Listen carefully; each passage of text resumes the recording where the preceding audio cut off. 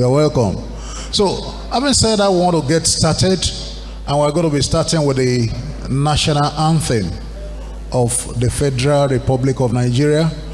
I want to respectfully request each and every one of us to be on our feet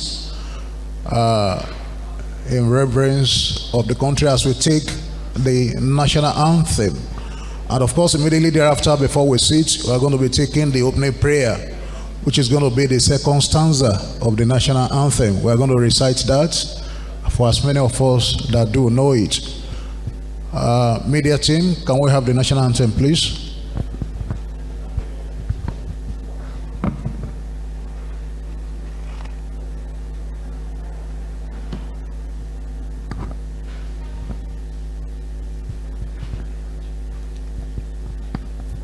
Okay.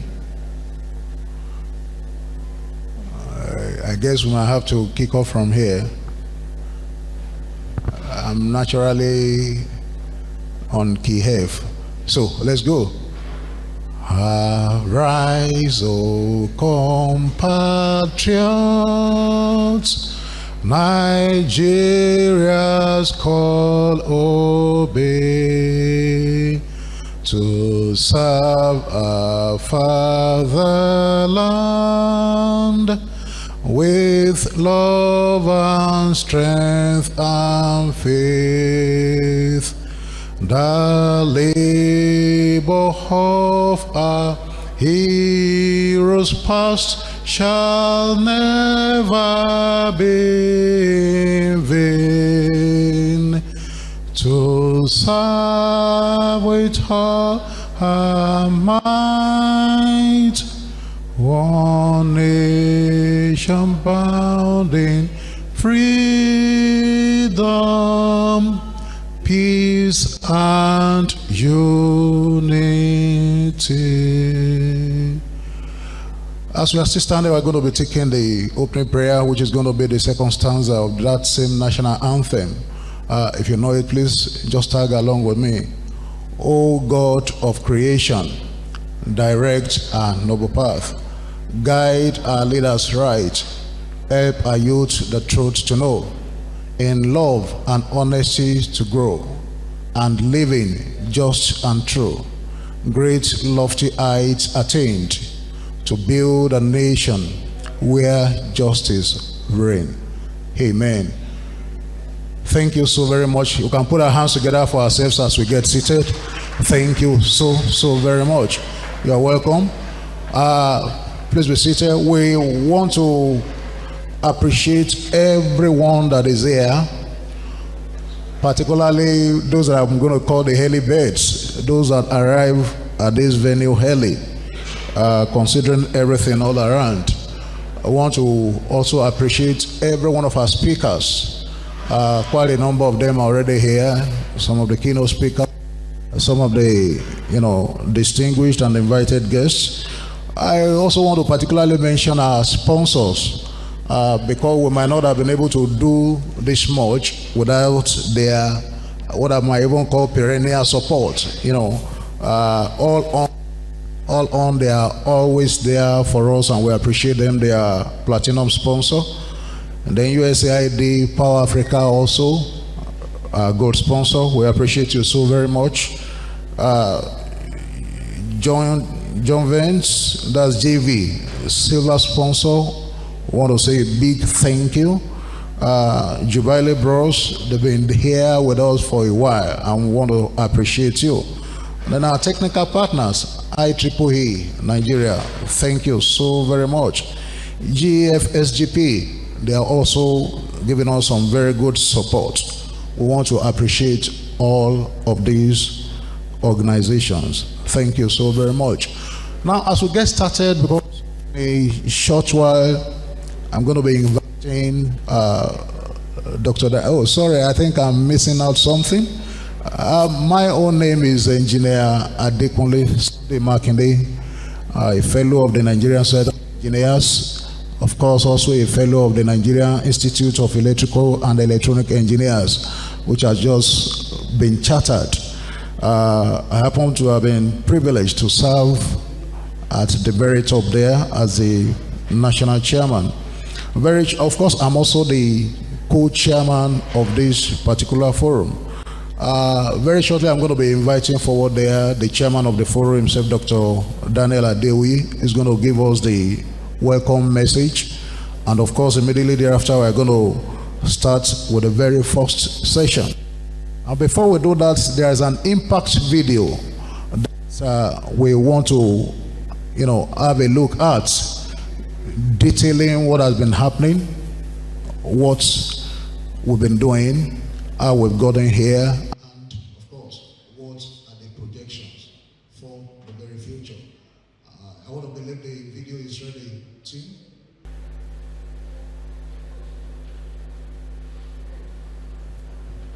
Well, okay, I guess it's already on. Okay. We're still waiting for the audio, please.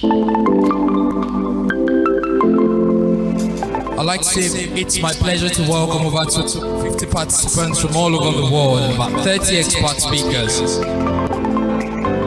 There's over $200 million in grant subsidies coming in from the REA, and power will be a utility and a commodity that everybody in the country can easily and affordably access. You have a true partner in the European Union, that a lot has been done already, but much more needs to be done. Those value chains that will create sufficient investments and jobs to cater for that very significant young population, the dynamic, the vibrant population of Nigeria. What is infrastructure? Infrastructure is the term for the basic physical systems of a business or a nation or a continent. Transportation, communication, sewage, water, electric systems. Our focus here is electric systems by energy. Starsight's key focus is on power reduction. We have 14.5 megawatts of installed generating capacity. We also have 12.5 megawatt hours of battery storage all over Nigeria.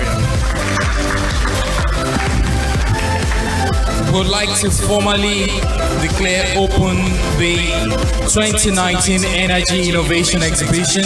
So it's a huge privilege to be part of this, and it is my singular honor to declare this innovation exhibition for open. Thank you very much. Thank you very much. Thank you very much. A round of applause to Ambassador Carlson.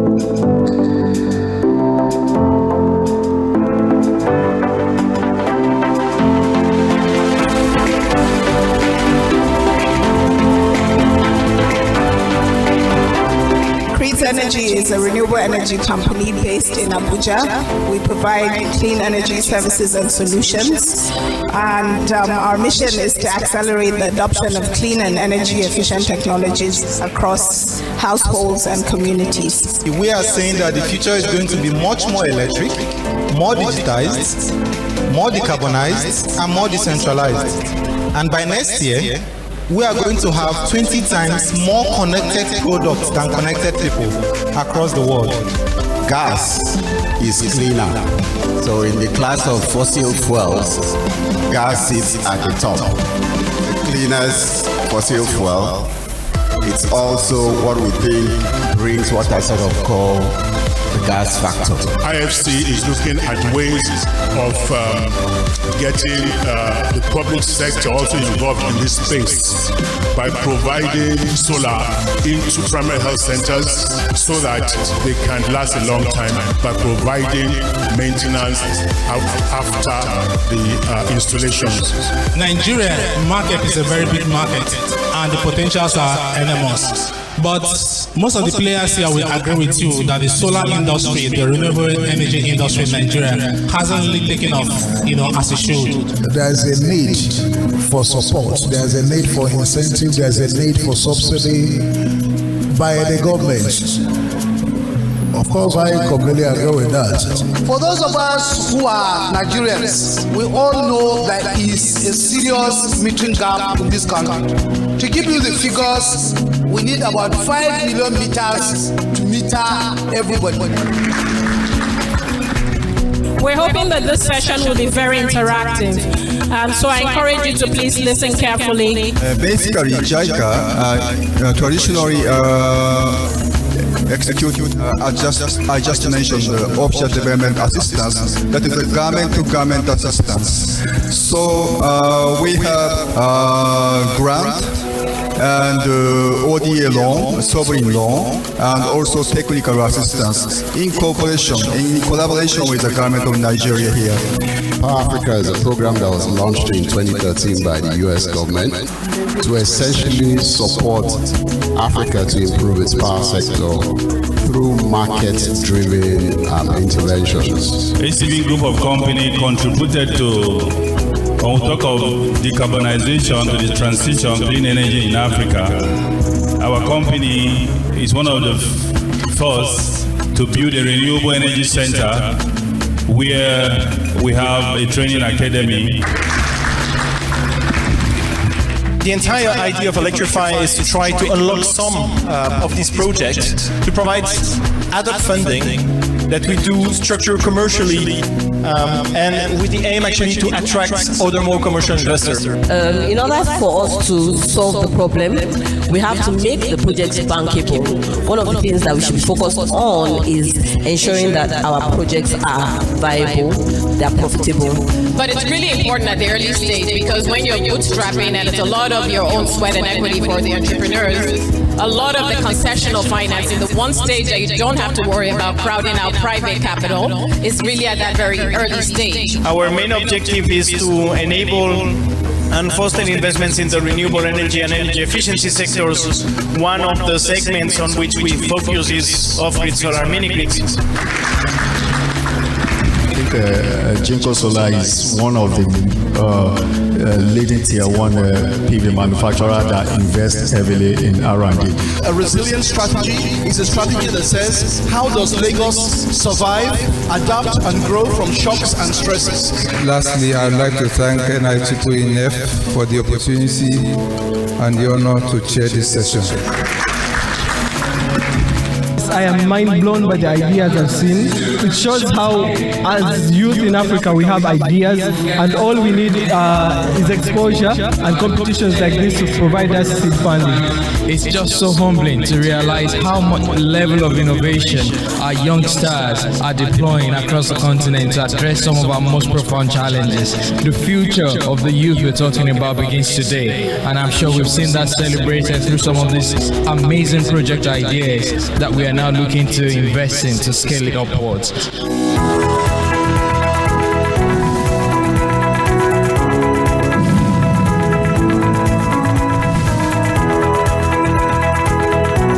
In those very limited areas of the network, the transmission capacity is very weak, the electricity transmission capacity is very weak, and the main challenge is how to transport that bulk wind power generation down south. And this was one of the main drivers for considering the use of HVDC interconnectors. What do we exactly do? We do really mainly two things. We try to generate new ideas, and we try to improve existing ideas. Things like market intelligence reports and studies. We do business-to-business meetings and other things. Nigerians are already being frustrated by the grid.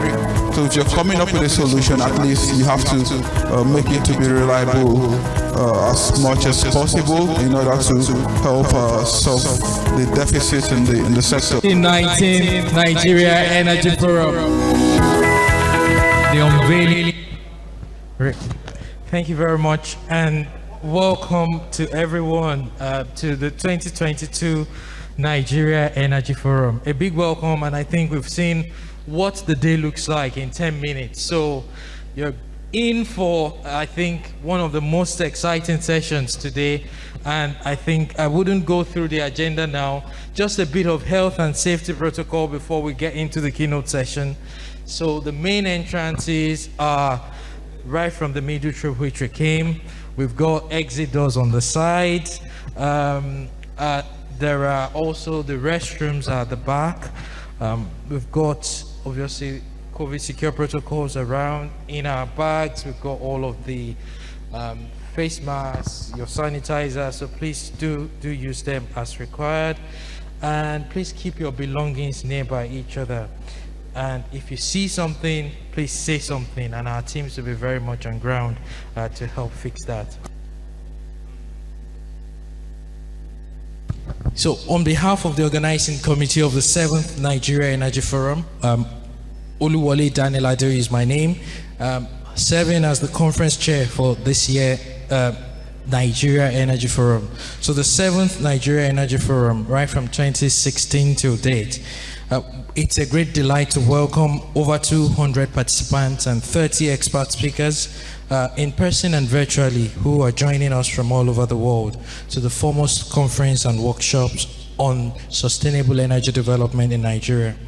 Also, I bring you the warmest regard of our Nigeria Energy Forum 2022 team, our sponsors, our strategic partners, our speakers, our great supporters. Energizing economic growth is a critical path to addressing the global grand challenges of soaring energy bills, recovering better from COVID-19, and the rising cost of living crisis globally. That is why NEF 2022 is focused on boosting investments in climate-smart infrastructure, transitioning to cleaner, efficient, and more economic energy solutions, and building capacity of energy professionals, thereby supporting energy users across all levels, residential, commercial, and industrial. The NEF 2022 is also pragmatic. So for the first time since post-COVID-19, stakeholders today are joining in person and virtually, almost exactly 2.5 years after we gathered here in 2019. We have resolved to ensure that we take the lessons from that experience and encourage each and everyone joining both virtually and in person here today to help share real lessons learned from real life projects, deconstruct barriers to innovation, and agree recommendations for upscaling growth across the energy sector. We've got over 4 top-class hands-on training workshops that would also be delivering across the Nigeria Energy Forum 2022 series, starting today and followed by the day 2 on the 24th of November.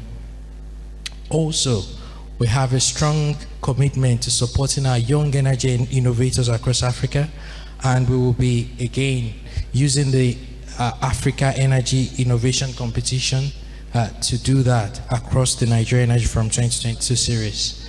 We've got also the short film session today where we'll be showcasing the impact of projects who have won that competition and how they are growing at scale. Finally, we challenge you all to deconstruct barriers, build capacity, and drive collaboration for sustainable energy development across all of the NEF 2022 sessions. It's on that note that I'd like to welcome the co-chair of the opening keynote plenary session on economic growth and security of supply, energizing economic growth and security of supply. Please join me in making welcome Dr. Bamise Olanrewaju, the NEF Strategy and Innovation Head. Dr. Bamise, over to you, please.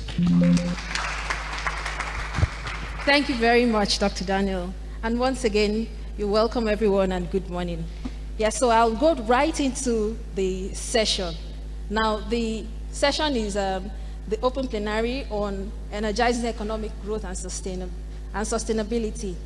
And this session basically will speak to current trends, future trends, opportunities, and challenging with regards to energizing our powering economic growth in our climate. So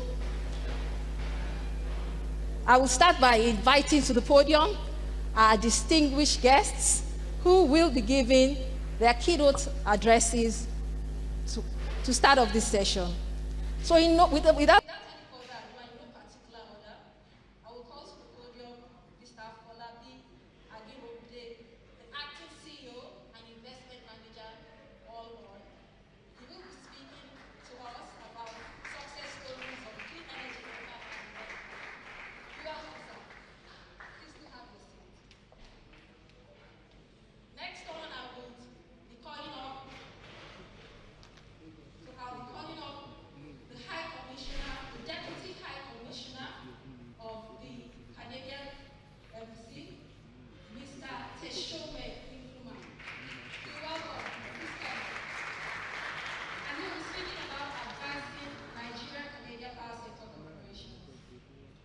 Next on, I'll be calling Miss Brianna Olson.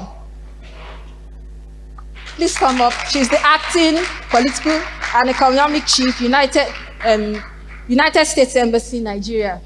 Yes, please, you could have any of the seats here. Next on, I'll be calling Mr. Ike Aleke. You're welcome, sir. He's the Chief Human Resource Officer of Eco Electricity Distribution Company. You're welcome, sir. Okay, and then I would also, also calling up at this moment, Mr. Christian Mulala. You're welcome, sir. So he's Infrastructure Head Nigeria, IFC World Bank Group. Okay, so the format of this session is that, thank you very much for all coming up here. So the format of this session is we'll be having a 7-minute presentation from each of our high-profile keynote speakers, and that will be followed on by a question and answer session. Daddy, please, would you come up as the first speaker? Thank you very much. Yeah.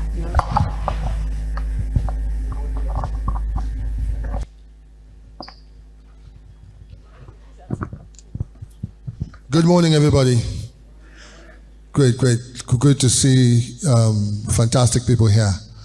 Again, I think this happens to me every time because I will Gundade or whatever is the easiest name to call me. My name is Akin Rogunde, not angry at all. So, investment manager, currently acting CEO of Allon, full name Allon Partnerships for Energy Access. It's a pleasure to be here and to also continue to deepen the tradition of partnership we have with this organization. So, thank you very much for having us. I'll be talking here about the story of clean energy impact investments and what our own experience as Allon has been over the last 5 years or thereabouts. And I think to kick things off, I'll have to more or less first of all show why we are here and why events like this are very, very critical. So we go to the first slide, which more or less paints the picture of the challenge which we have in Nigeria, which basically shows the challenges, effectively showing us that we have on average on a good day between 3 and 4 gigawatts of power supply in Nigeria, ensuring that the average Nigerian gets barely 1/15 of what the average Ghanaian gets on a per capita basis, and about 1/40th of what the average South African gets. Let's not even go to the other parts of the world. We have pretty much 75% of the households in the country either being totally off grid or suffering from bad grid connections. We have well over 120 million people affected.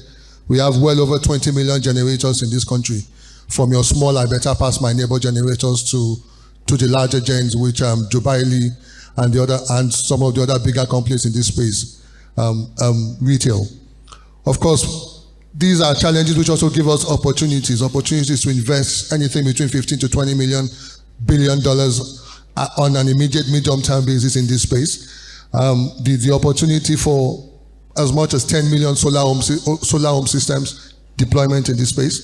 And of course, we have a population that's used to paying significantly higher, because what the average person pays is a lot more than what you get as your disco bill. You're paying pretty much anything between 500 naira per day and 8,000, 5,000, 10,000 naira per day if you're a business, much higher than that for your energy costs. So the average Nigerian is used to paying a lot more for power vis-a-vis many other parts of the world. And then, of course, we've got a sound policy trajectory in the off-grid space. We have excellent policies which have been put in place by the NERC.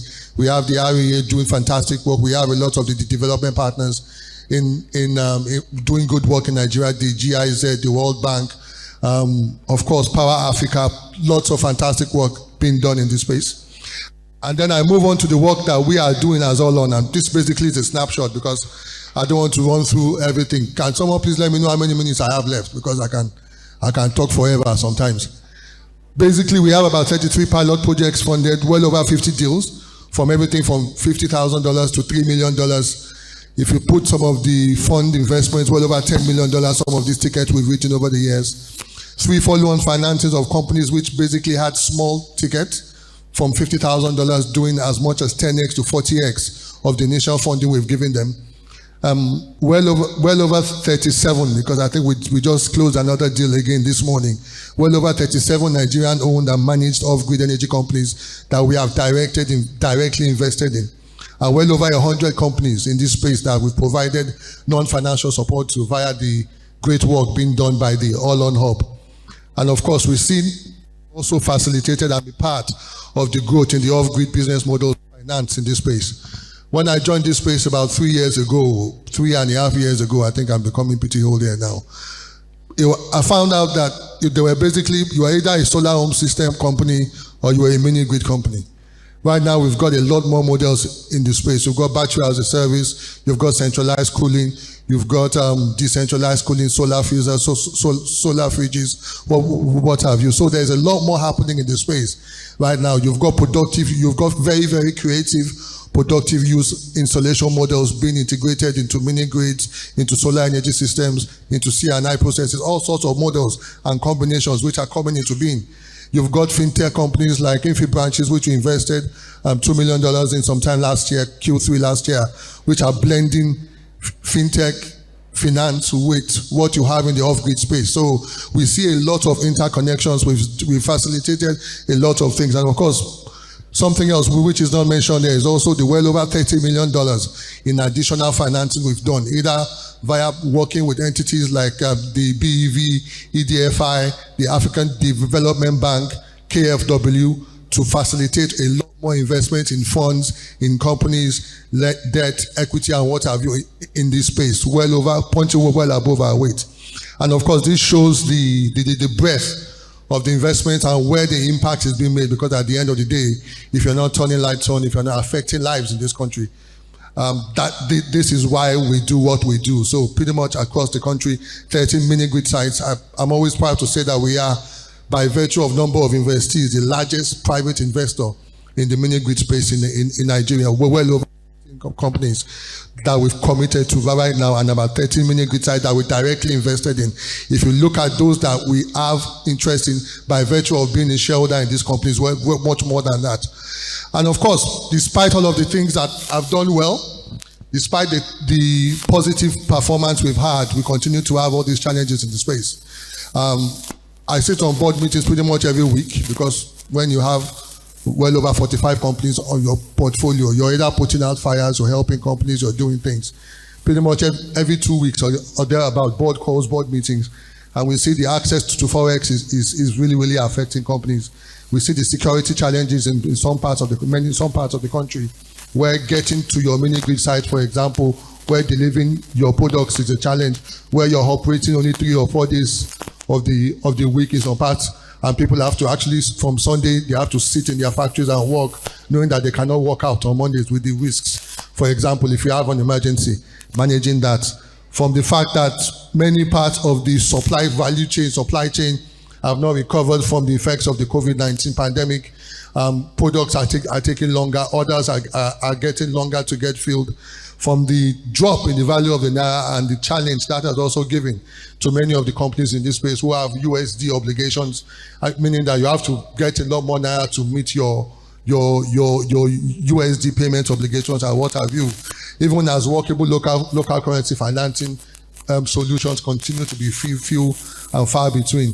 And also the fact that the importation of these products becomes a challenge. When you layer that on top of it, it's taking you longer to get these products out of China, Turkey, the UK, wherever it is they are coming from. You also find out that you're spending longer at the ports getting these things cleared, and you don't know what exactly you are going to get charged by the customs. So all of these are layering themselves. So while we talk about the good stories, while we talk about the fact that we are leveraging, we are getting much more funding out of this space, while we talk about the fact that the models are getting interlinked, we're getting a lot more things done, it's also important for us to also note where the pain points and the frictions and the challenges are.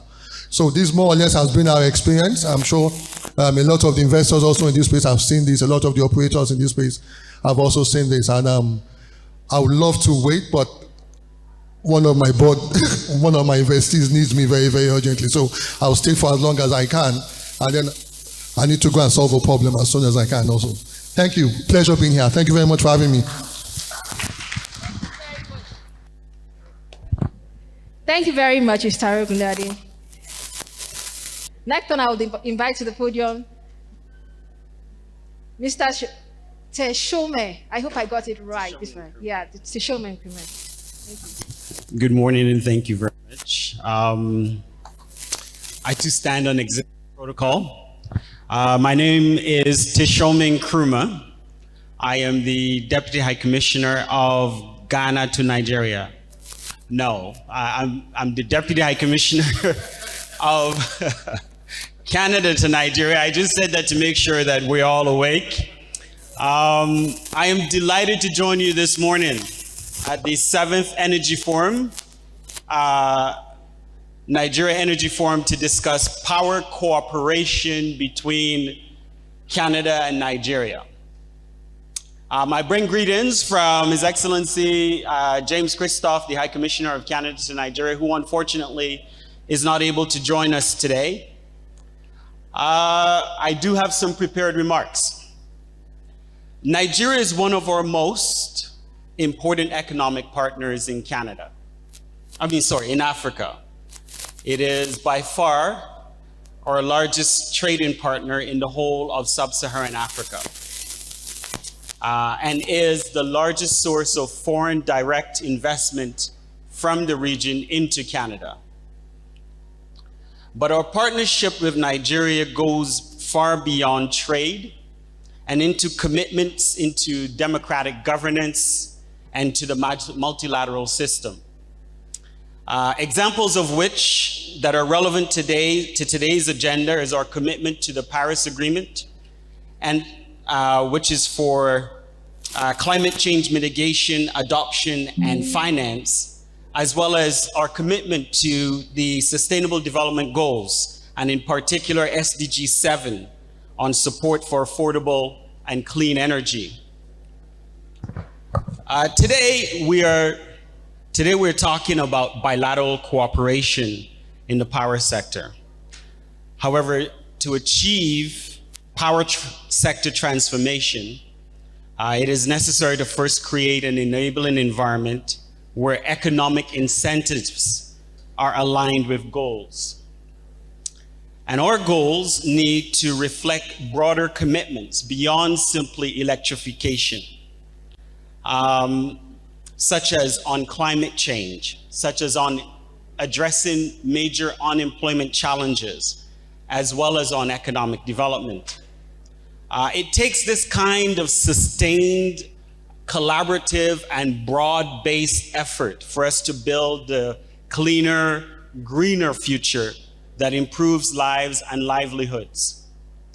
Along those lines, I commend the Nigerian government on the implementation of the Sustainable Energy for All action agenda in support of SDG 7, which seeks to see renewable energy contribute 30% to the available energy mix here by 2030. I also look forward to the implementation of Nigeria's energy transition plan, which will set the country on a course to meet its net zero target. This kind of bold climate action is required to avert the dangers that come with the rising global temperatures and protect against economic shocks, such as the increase in energy prices following Russia's illegal and unprovoked invasion of the Ukraine. It also underscores the vulnerabilities we face from our over-reliance on carbon-intensive fuels. So bold action is required for Nigeria to be successful in cutting emissions by 2030 and reach its net zero targets by 2050. So how can we influence human behavior, both at the national level and at the international level, to achieve these goals, these ambitious goals, especially within the power sector? We can do so by capitalizing on some key drivers. First, we need to provide power to 85 million Nigerians without access to the electricity. This presents an opportunity to actually leapfrog old and polluting and increasingly expensive technology with clean energy solutions.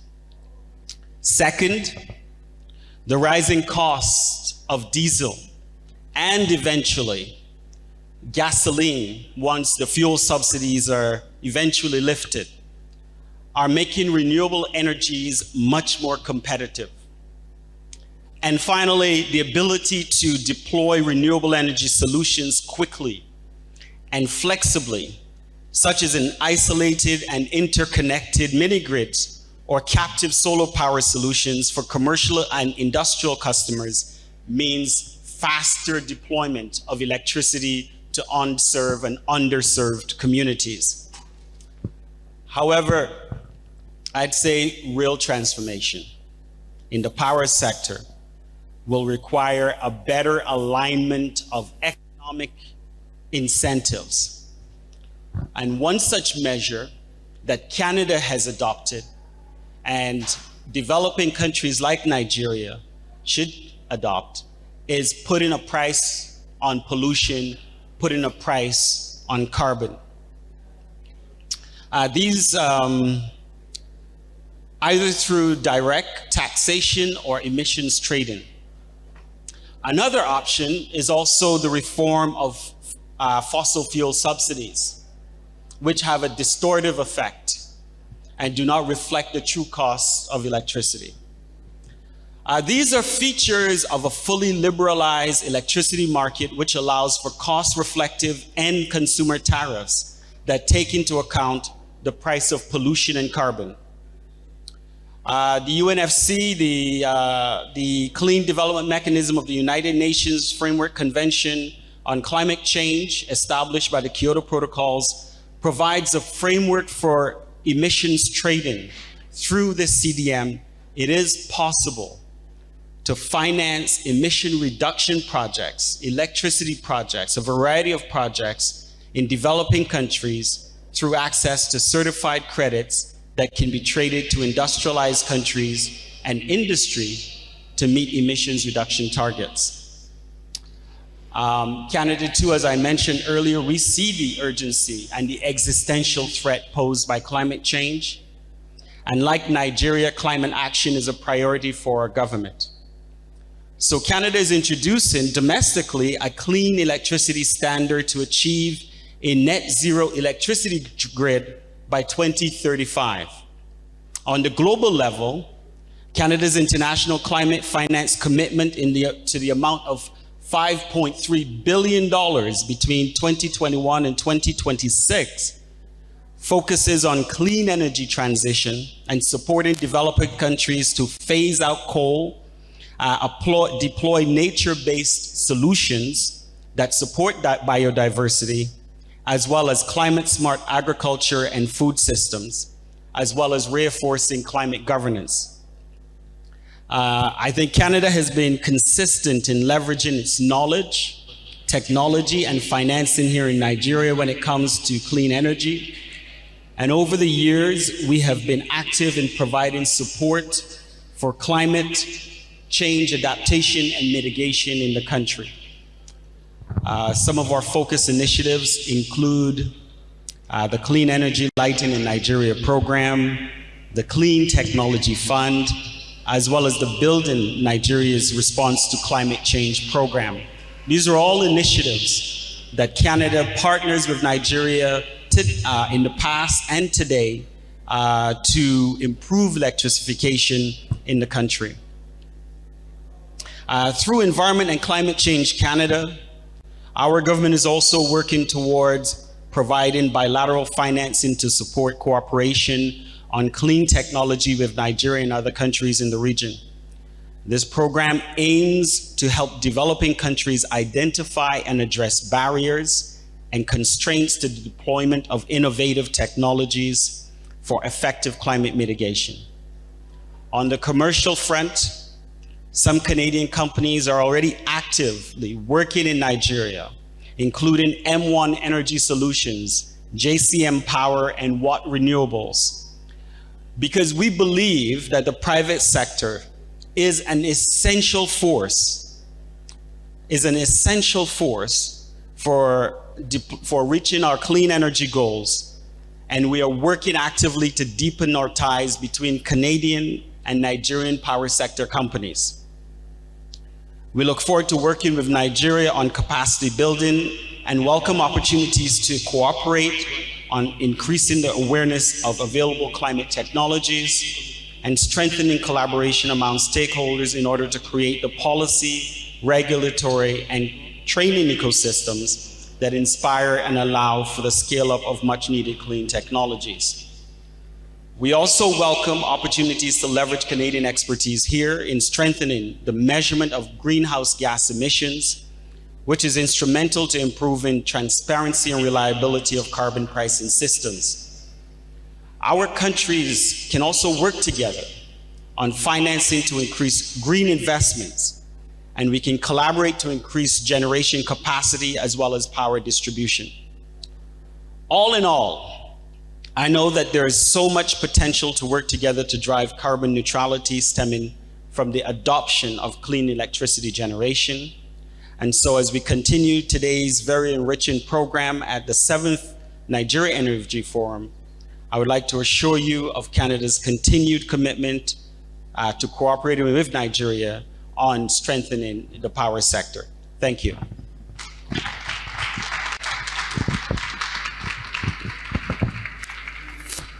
Thank you very much, Deputy High Commissioner. And next on, I will invite to the podium Ms. Brianna Olson. Please come up.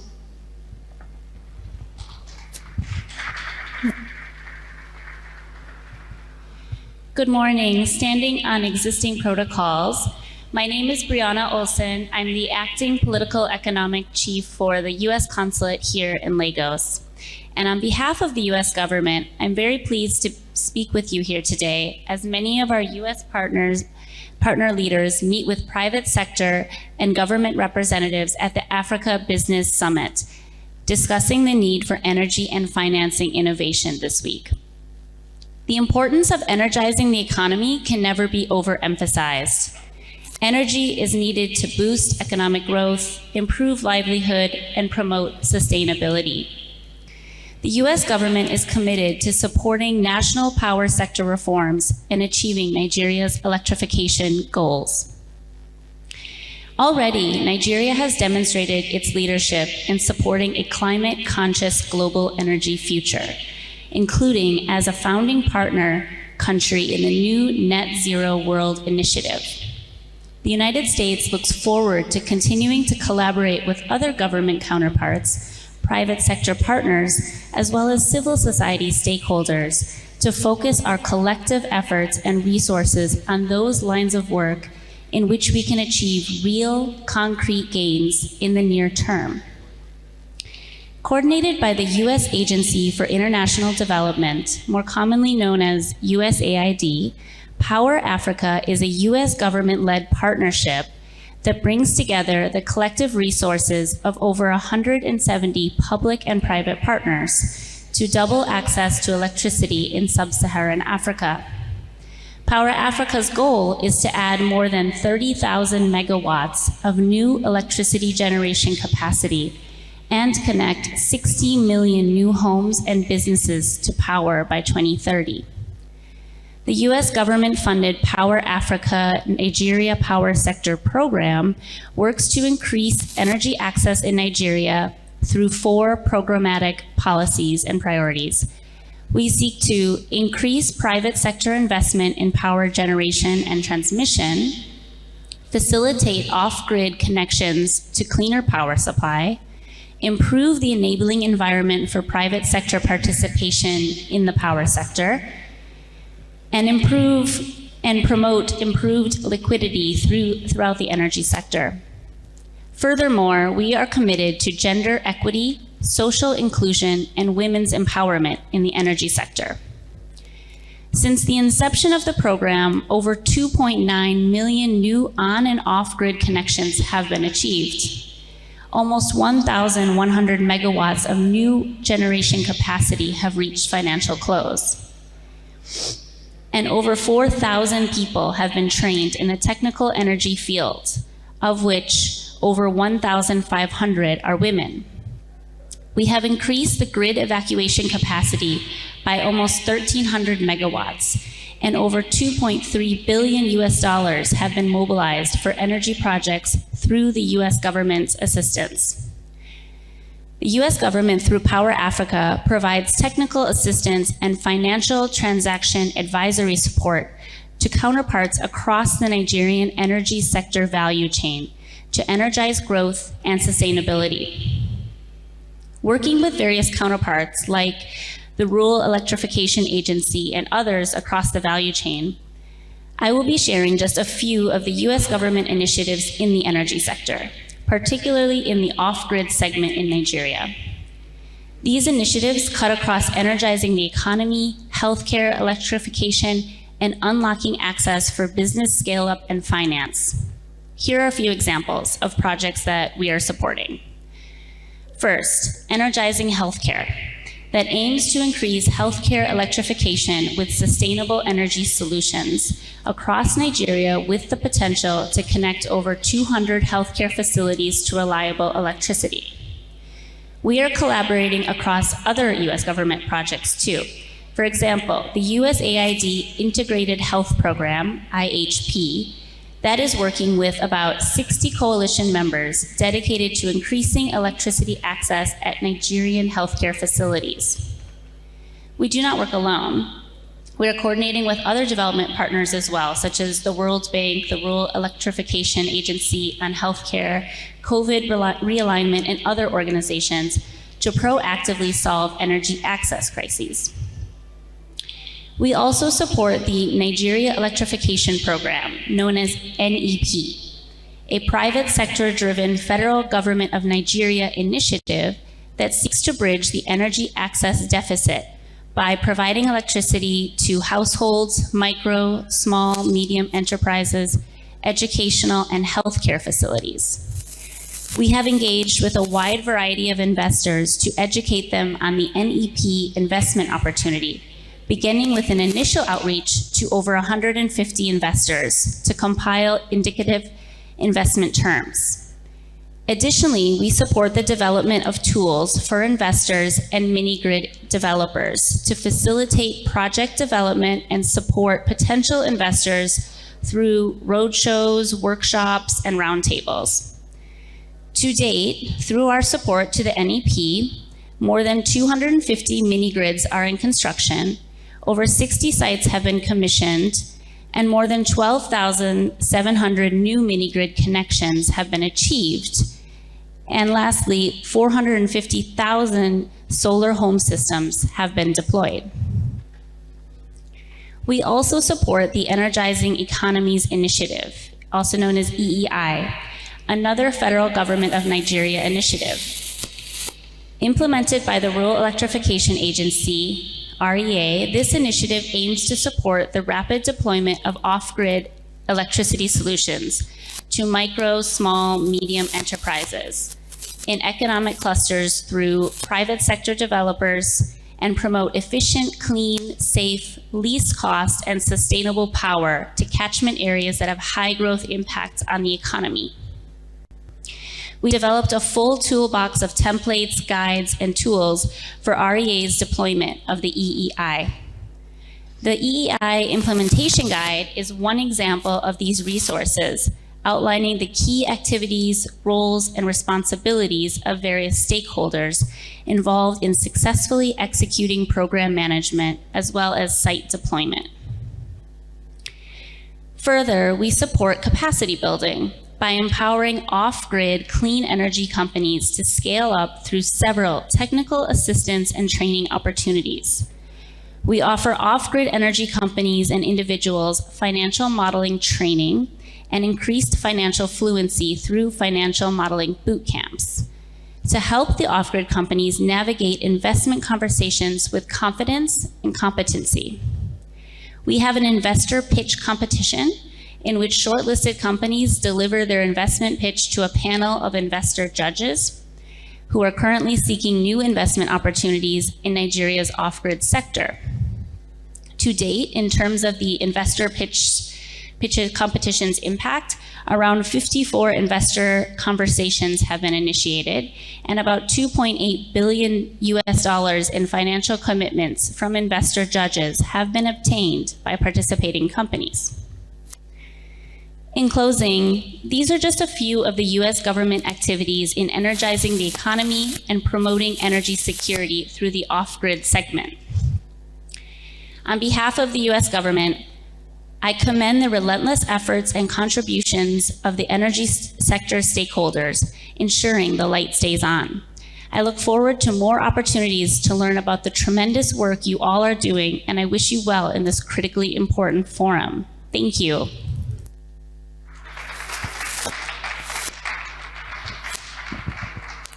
Thank you very much, Brianna. Thank you very much, Brianna.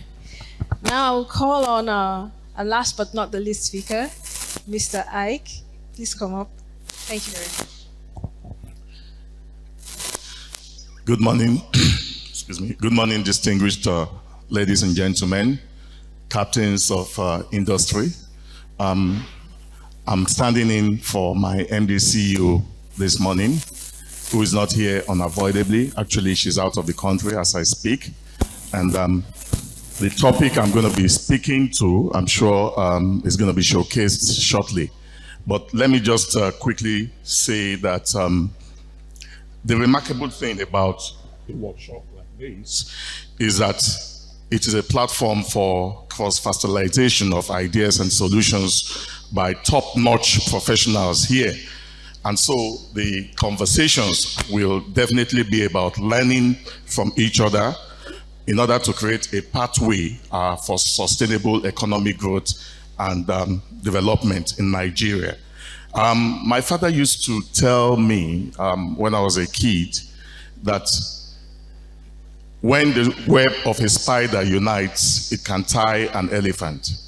For us, we believe that if all the stakeholders in the NESI value chain, if all the segments of the economy, not just power, agriculture, health, all of them work together cohesively, harmoniously, we will be on the pathway towards economic development. But the power sector is quite interesting because it is pivotal. It's actually a catalyst towards the economic sustainability and growth that we are talking about. And that takes me to the slides. I think, well, that's just my outline. I'm not going to dissipate too much time talking about the outline.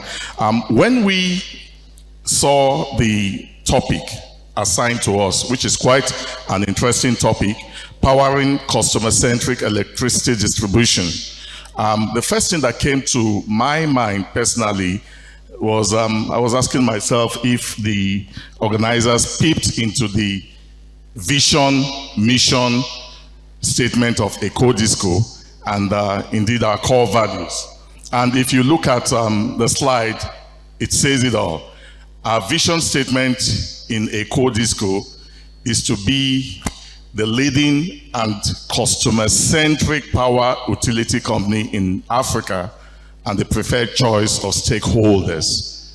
Our mission statement, which is actually our business philosophy as it were, is to improve the quality, like you have there, the quality of life for all customers and stakeholders by utilizing cutting-edge technology and innovative processes to sustainably, reliably, and safely supply electricity. And of course, that is personified by our core values, behaviors that support the achievement of our mission and vision statement. And it is encapsulated in that word there, ISAB. I stands for integrity, safety, empathy, responsiveness, value-driven, and excellence. Again, it is all about the customer. I must quickly say here that in line with our vision, Eco Disco, within the set of discos that we have, 11 discos as it were, Eco Disco was the first actually to introduce customer-centric services within the services value chain. And again, if you look at the fact that today, even before, if you look at the services delivered by ECO today, it is quite novel in the industry. We were the first to introduce electronic payment platforms. I'm talking about POS, ATM payments for customers, which was quite novel in the industry then.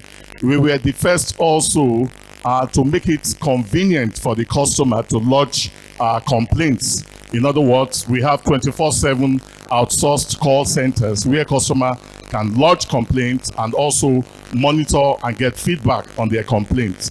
And of course, in terms of the emerging technological architecture available within the power sector today, ECO was the first to introduce the SCADA architecture, which helps us to monitor our network, identify faults, and also quickly resolve the complaints. We have it. We are not yet there on the part of perfectionism, I must say, but certainly we are on course.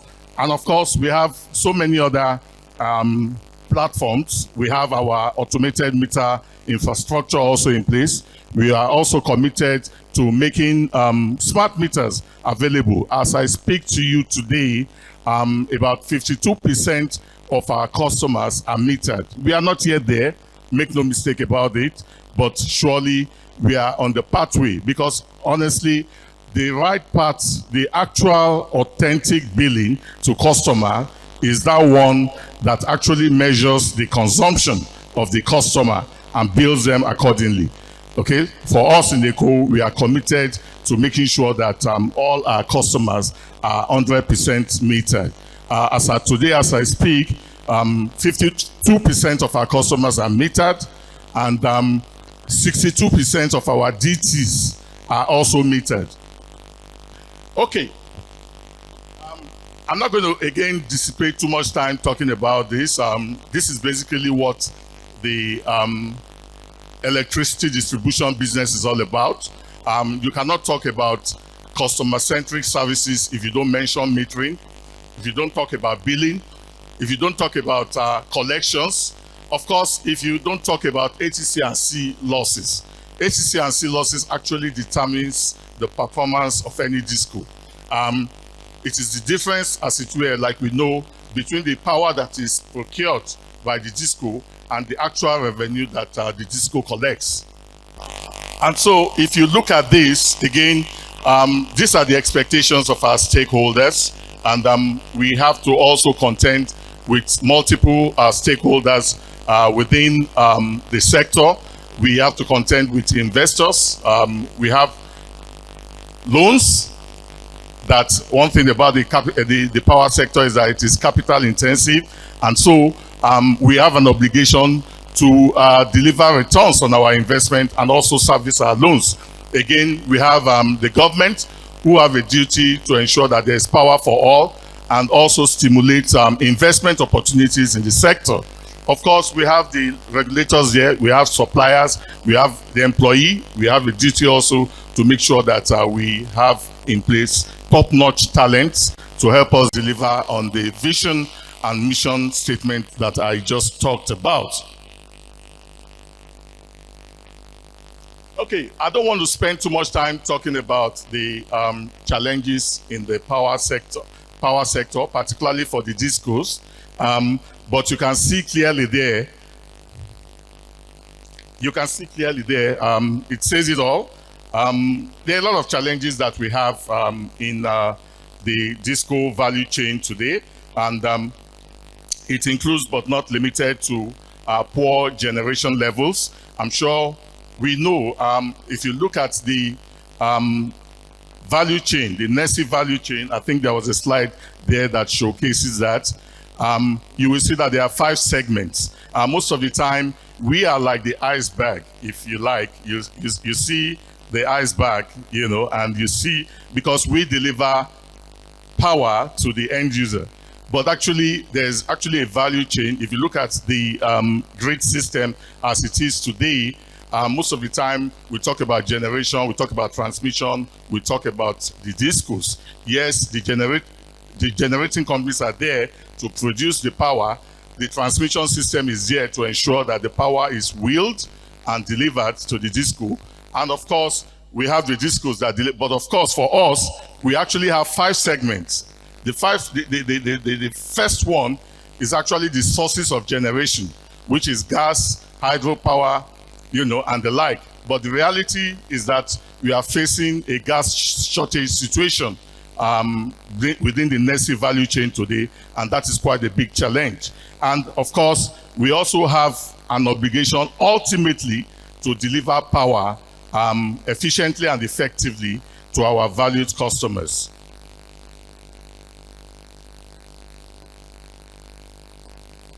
Okay, well, again, I'm not going to dissipate too much time about this, but most of the time, when we hear that the discos have collected 8 billion, 7 billion, or whatever it is that is being collected on a monthly basis, people actually think that the money is taken or, you know, used by the disco. The money is actually, you know, used to service the power that is delivered to the disco.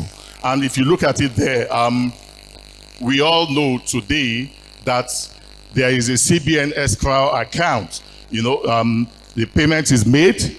The payment is made. I can't see that. Customer makes payment. And of course, all payments are swept into the collection account of a co-disco that is warehoused in the CBN. The balance, what actually happens is that part of the total collection or the absolute collection is plowed to pay the NESE value chain.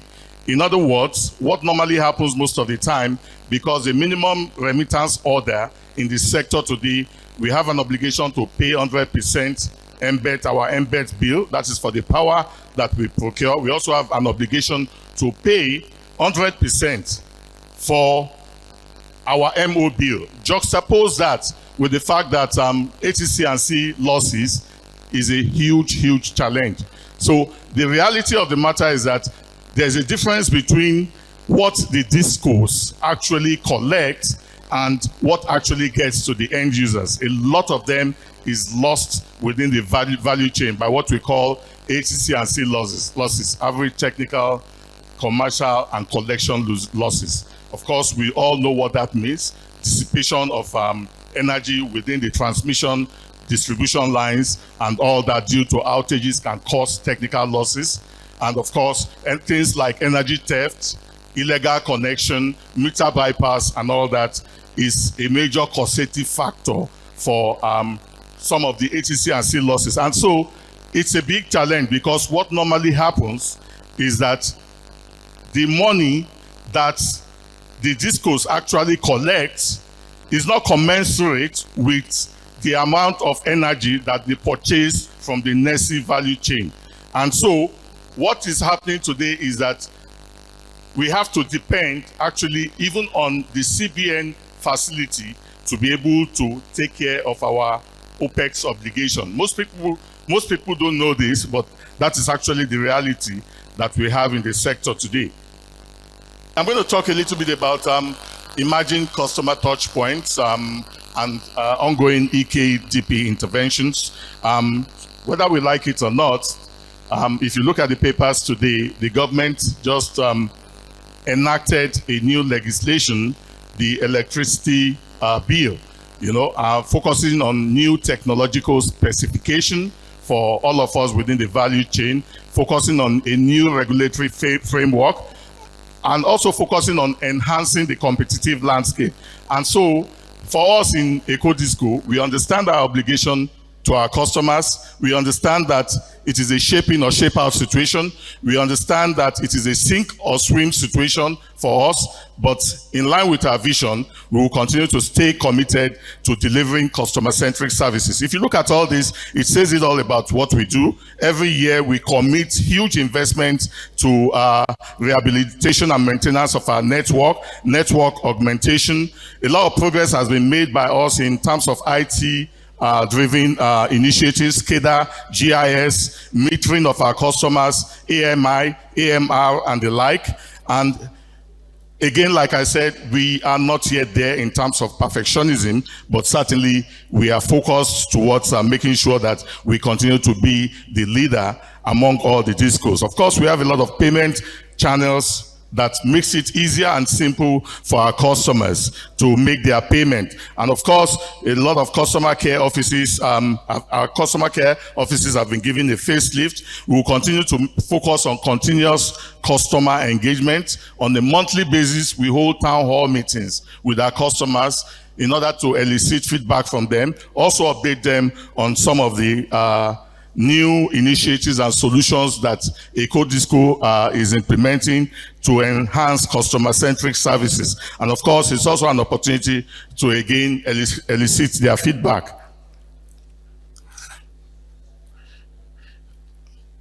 Okay, I'm not going to talk too much about this. I will just quickly go to sustaining investment. Again, I talked about the CBN facility.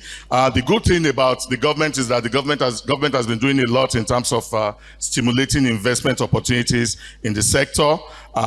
We all know about the CBN window available to the discos now. I talked about it. Siemens also, a lot of international collaborators are working with the government. Siemens, World Bank, for instance, have indicated their willingness to inject about $2.5 million to support investment of the power in the power sector.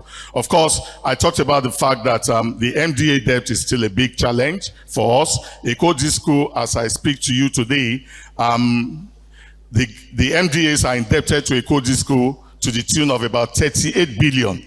Think about what we can do with 38 billion if it can be paid to the discos and used to facilitate service improvement. Again, we are committed to AT&C loss reduction. We will continue to implement top-notch, world-class technological solutions in line with global best practices. And of course, we will continue to commit ourselves to the development of our talents. Of course, we know that for us, people are not just our most valuable asset. Today, our focus is on talents, and we'll continue to nurture talents within our organization. Let me say also that whether we like it or not, the capital-intensive nature of the power sector means that we must begin to think about the mismatch. You know, the fact still stands that the earnings of the discos are limited, the borrowing capacity of the discos are limited, and it is expedient, as it were, to get to enhance the investment opportunities, and also understand the fact that investment is not about you expecting making a long-term investment and expecting short-term returns. It doesn't work that way. The power sector is long-term in nature, and returns also are long-term. So again, we'll be working with all stakeholders to make sure that we invest more in our network infrastructure development. Finally, I want us to, somebody mentioned that if you see something, say something. We need you to say no to all this, okay? And together we would work towards making the power sector better for all of us stakeholders. And I would end this on a last note. And my last note is, yes, I have a lot of quotes there, but I will quickly say, finally, that my Lord Jesus made a statement. He said, "He who wants to be the greatest among you, let him serve." For us in ECO, we are committed to service. and we'll continue to stay focused on that. If all of us work together, all of us, it's not just about the discos, if all of us work together to hold up the sky, one person will not become tired. Thank you, everybody, and have a blessed and engaging session.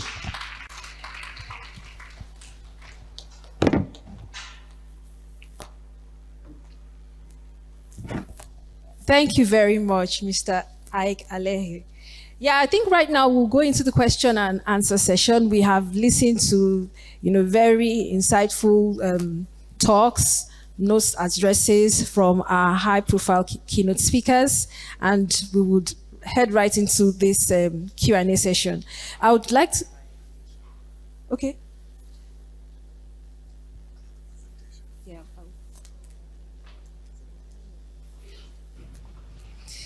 Yeah. So I think before we go into that question and answer session, I'll be calling up Mr. Christian Mulala from the Infrastructure Head Nigeria IFC World Bank Group. You're welcome, sir.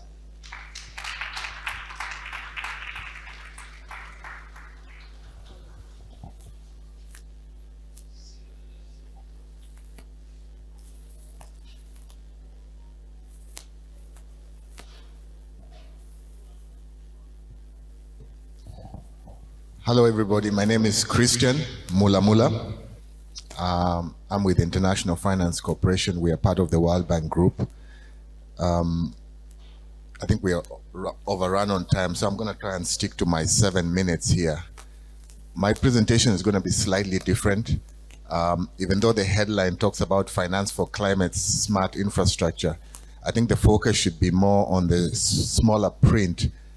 The theme being that there's really an opportunity for everybody in climate smart infrastructure, and that's sort of what I'm going to try and share here. If we can go to the next slide, please. Back. There you go. So I'm going to start here with a definition of what is climate smart projects. These are projects.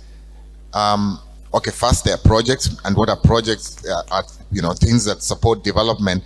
But the important thing about being climate smart is that they enable people anticipate and mitigate and also absorb the impacts of climate. They also allow them to absorb and adopt. I think those are two key words there that I've underlined up there: mitigate and adopt to climate shocks. So what is the role? Although this is an energy conference, I think the lesson I'm trying to share out here is that even though this is an energy conference, there's a role for each and every one of us in our lives everywhere to make the kind of changes to help mitigate and also to adopt to climate change. And if I'll share a couple of examples, and if we move to the next slide, and I'll try and work this slide from the end coming backwards. If you look at buildings, if you own a building, whether it's your office, whether it's your house, by adopting certain technologies in your building, getting the building certified as a green building, making sure your building is energy efficient, for example, installing renewable energy and managing your energy sources, you are helping mitigate and also adopt to climate change. If you're in the agricultural business, if you're in the forestry business, you might be aware that farming is one of the largest source of methane gas. Methane gas is one of the most damaging greenhouse gas. So, all right, is that better? Yeah. If you're in the farming business, you want to make sure that you're making the kind of adoptions that reduce the emissions of methane. I'm going to hurry up a little bit here. If you're in the transportation business, by shifting away from motorized transportation to mass transportation, and this affects people both individually and also whether it's at the state level, at the federal level, to helping organize mass transit. All those things have an impact on on climate, and therefore by reducing those and being smart on those type of investments, we have an opportunity to influence climate change. And then there are the obvious ones, which is energy, which is the theme of this conference. We are all focusing on solar and I guess wind and all those. Those are fairly obvious. I need not talk about them. There are areas on water supply and wastewater. All those have an impact on energy mitigation and climate mitigation and adaptation. Using technology, I think EcoDisco here talked about, using technology in their business. All those have an impact also on mitigating climate change. So moving on to the next slide, which I had up there a moment ago. I'm just going to give you again some quick examples of on the adoption side. So here, if you look at some of them we've already mentioned. I think we talked about agriculture. So adoption is all about the fact that there will be impacts on climate, and you're sort of doing the kind of things that will help you to be better prepared to manage that impact. So you can see on the top right-hand side, we're talking about having crops and therefore seeds that are more resilient, that can withstand floods, for example. Those are some of the adoption measures that one can, for example, take. Lower right again, we're talking about desalination plants, because we're talking about rising seas, for example, more saline water, and therefore maybe you are probably thinking about desalination plants, because otherwise where are you going to get clean potable water? Well, my slide has gone, but again, we talked about transportation. We talked about impacts of climate could include drought. So that means increasing your water supply to avoid or to adapt to the impacts of drought, for example. So these are all things that, we individually or as a group or as a company can begin to think and consider when taking measures to either mitigate climate change or adapt to climate change. So now, moving on to the next slide, I'm going to talk a little bit about ourselves. That's the IFC. Some of the products that we make available that we are hoping will help our clients adapt to climate change. And there are generally two sets of products. One of them is what we call sustainable linked financing, and the other one is sort of green, social, blue financing.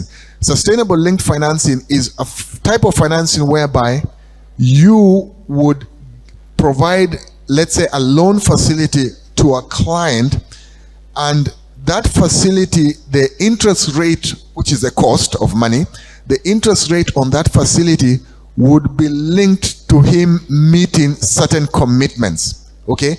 So for example, he says that he's gonna lower his emissions of methane, or is gonna lower his SOx or SOx emissions, which is sulfur dioxide, maybe carbon monoxide emissions, from X number to a certain number. And if he achieves those objectives, then he gets a lower interest rate on his lending. So it basically creates an incentive for him to do that. And if he doesn't, obviously he gets punished. Okay? So he gets to pay more. So one would like to think that creates an incentive. Now, usually these targets tend to be aggressive targets, meaning they are not business as usual targets, because otherwise you don't get rewarded for showing up for work between 9 and 5 o'clock, because you're supposed to show up to work between 9 and 5 o'clock. Okay? So maybe you might get a bonus if you showed up to work at midnight, okay? Because maybe you're not supposed to show up for work at midnight. So that's the intention. It has to be bold, it has to be aggressive. Now, the next type of financing that we have, I'm just looking at my clock here and seeing I'm running out of time, is targeted financing, whereby a client comes to you and he says, I want to borrow money in order to make certain adaptations.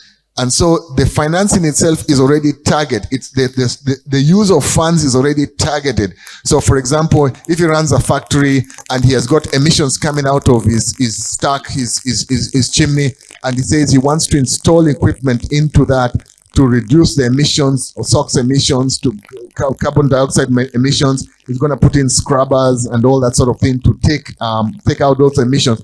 Then you provide him with financing targeting that. So those are some of the products that we would like to think as the IFC we can help our clients to address the issues of climate change.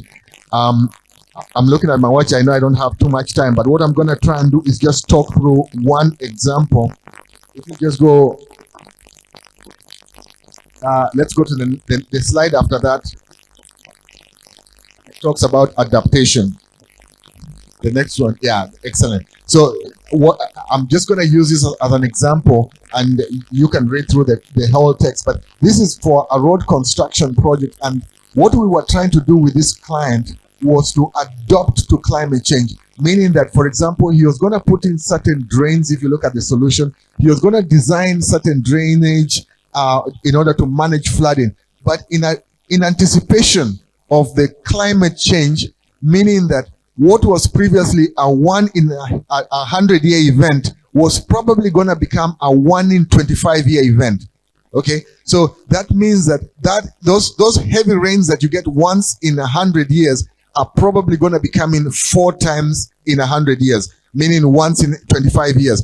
So if you are doing a road design for 1 in 100 event and you are adopting to climate change, that means that you have to recognize that the drain that you are going to put in, let's say it's just going to 1 meter drain, is not going to hack it anymore, because those floods will be happening more often. And I think in Lagos we had rains for a week or something of the sort, like a week ago, and people were whatever. So these are the kind of things that we would like to work with our clients to begin to address, and plan for in their projects in recognition of climate change.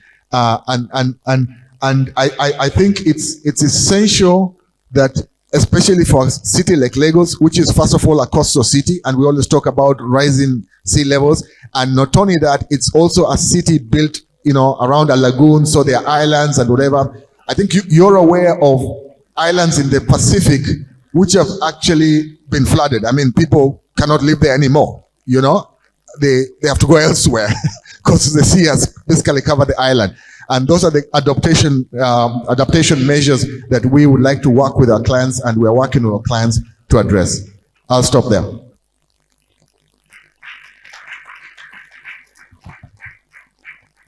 Thank you very much, Mr. Mulala. Okay, so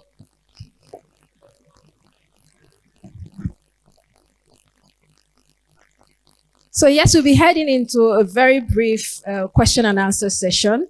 And to start off the session, I would just want to invite on the stage Mr. Tinian Ogribo. Please come up. Thank you. Thank you very much. So he'll be taking questions on behalf of the USAID Nigerian Power Sector Program. Please take your seats. Okay, so the format of our questions will be we'll be taking questions from the audience. We'll also be taking from our virtual participants as well. So I will start with a quick question to the panelists. Please.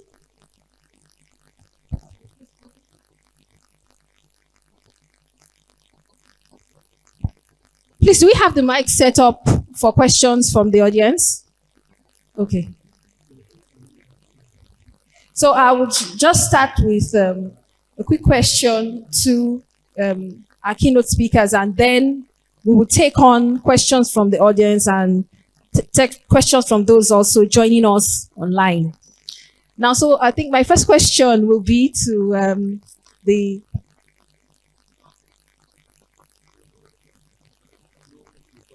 yes, my question, yes, is to the Assistant High Commissioner in Canada. And my question goes like, we know there are a lot of collaborations going on with Nigeria and Canada, but are you also looking into hydropower, since, Canada is a world leader in hydropower?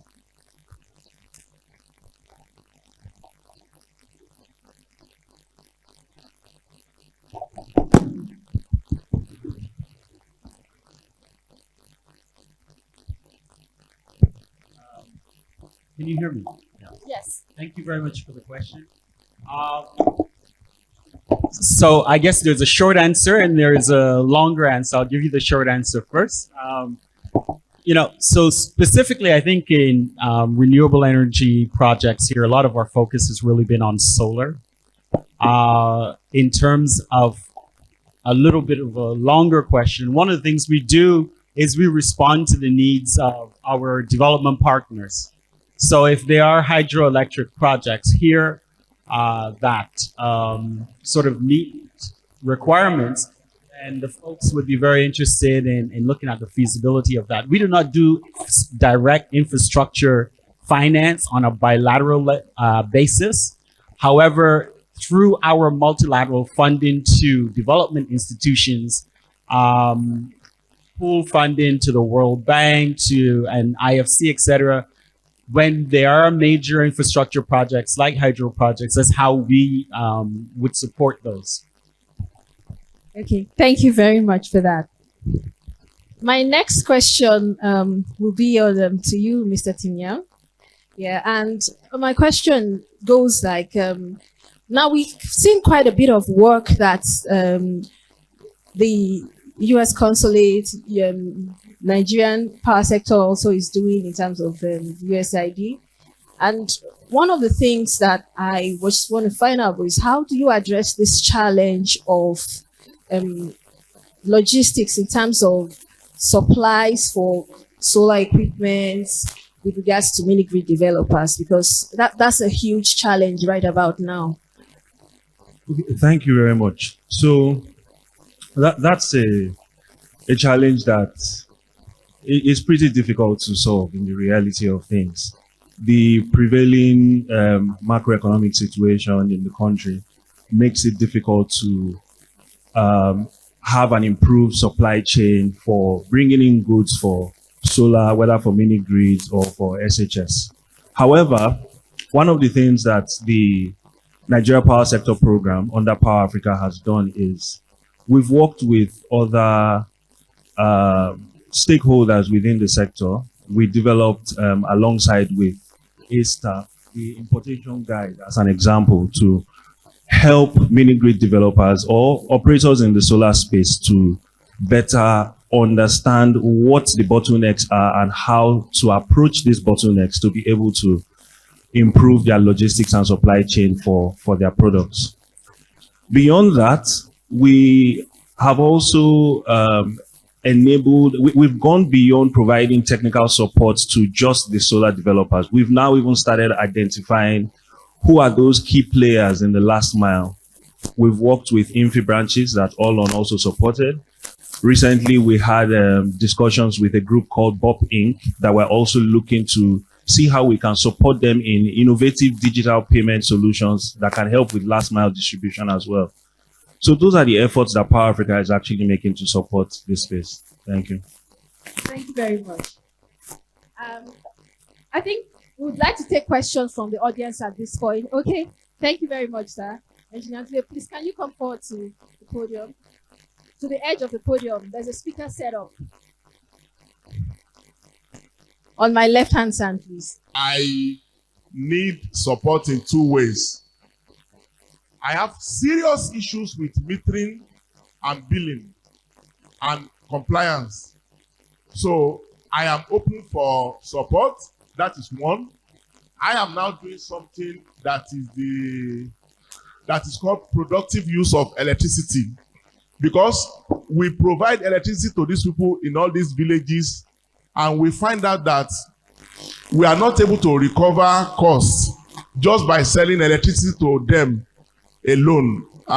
For those of my people in that space, they will be familiar with what I'm talking about. You have 10 kilowatt capacity in a particular village, and you are hardly able to connect 2 kilowatts on regular basis. You have about 100 kilowatt hour per day to deliver. You are hardly able to deliver up to 20, not even 10, in some cases 10 kilowatt hour in a day, because they are simply not buying. So is there anybody that wants to assist, especially So that's why we now went into this productive use of electricity. In that one, we are already building a plant, and we have a little constraint with final lock of our financing on that project. And it's quite, it's a landmark project that will be announced by October. Support you. On my mic towards the length. Thank you. Okay, thank you very much, Engineer San. I think we should just address that question immediately before we go to the other question. Do you want to please address that question tonight?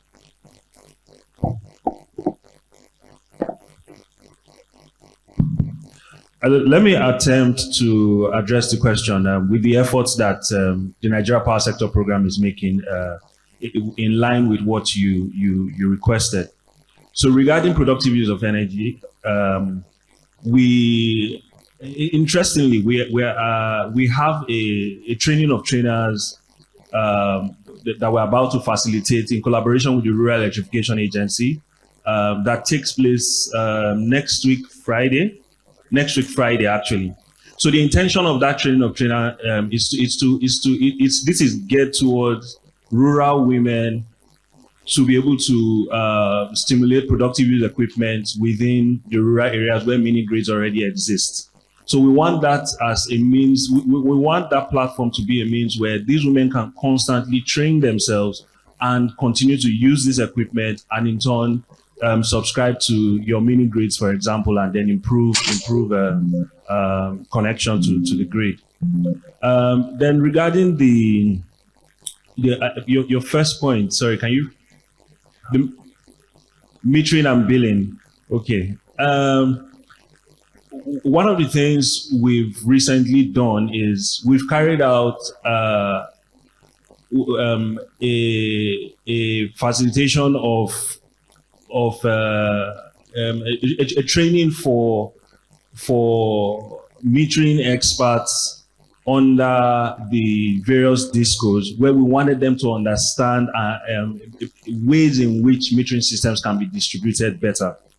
However, we're taking it a step further. We're now looking at a situation where one of the outcomes under the power sector program is looking to now train the various discos on improving their how to carry out the financial management of these distributions, especially when they go for like the one metering solution that the federal government is pushing out there. So we are looking at ways in which we can continue to train the different distribution companies, but that's not one of our key components that we're focusing on. Thank you.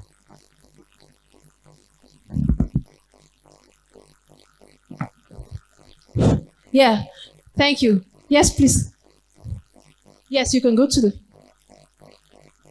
mic, please. Good afternoon, everybody.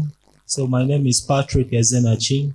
I'm with IEEE and Nigerian Society of Engineers, as well as Society of Petroleum Engineers. So I'm a renewable energy explorer, and I'm looking out for opportunities to explore more because I'm passionate about renewable. Then my question is, in terms of manufacturing of this equipment, are we making plans to, or is there plans to have this equipment manufactured locally, like within Nigeria?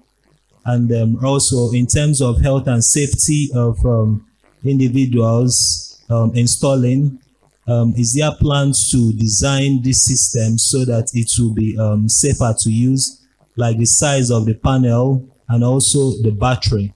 For instance, the people who are installing these panels, sometimes working at height, you have various sizes of panel which they find very difficult to on top of the roof, and also the size of the batteries. When you are lifting it from one point to another, it usually affects people who install. Thank you. Thank you very much.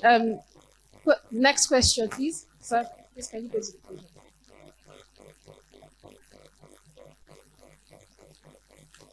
So I think we'll be having to ask our questions in 50 seconds. The first presenter said they have a 13 mini-grid size in 8 different locations. I want to know of those installations and the performance of those installations. If possible, when they were installed, how long they stayed? Another question for the first speaker for this metering.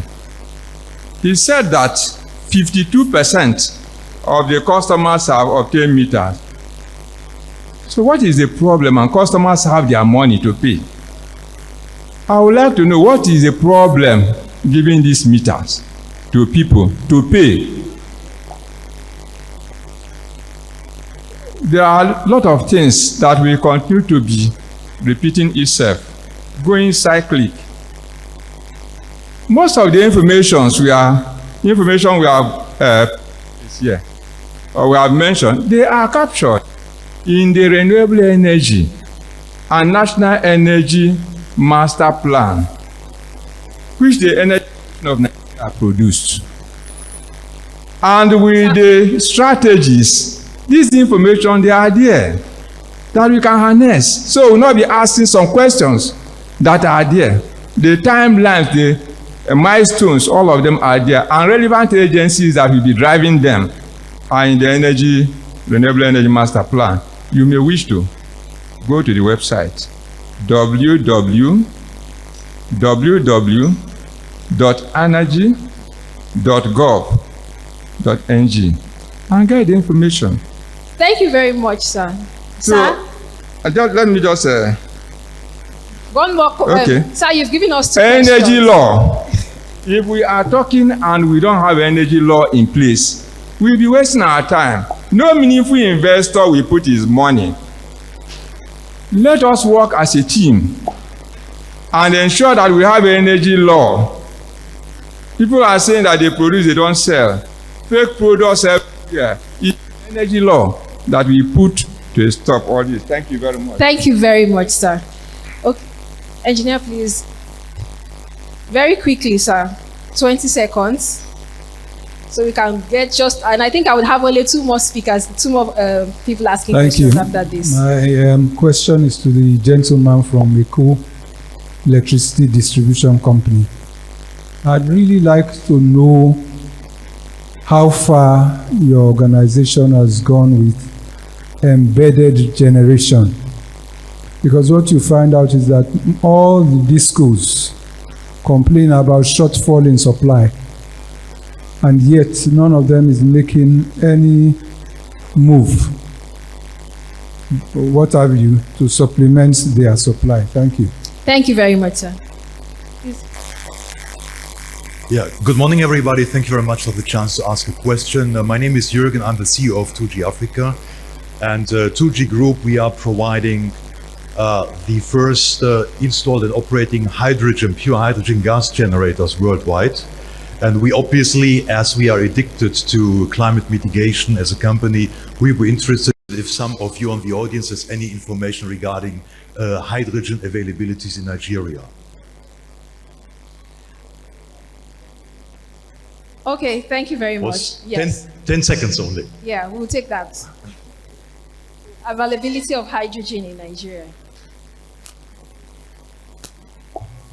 And final question. Thank you. I'm Dr. Olugbenga Ogidon. I'm from Elizabeth University in Ondo State. For some time, we've been involved in a climate smart irrigation system.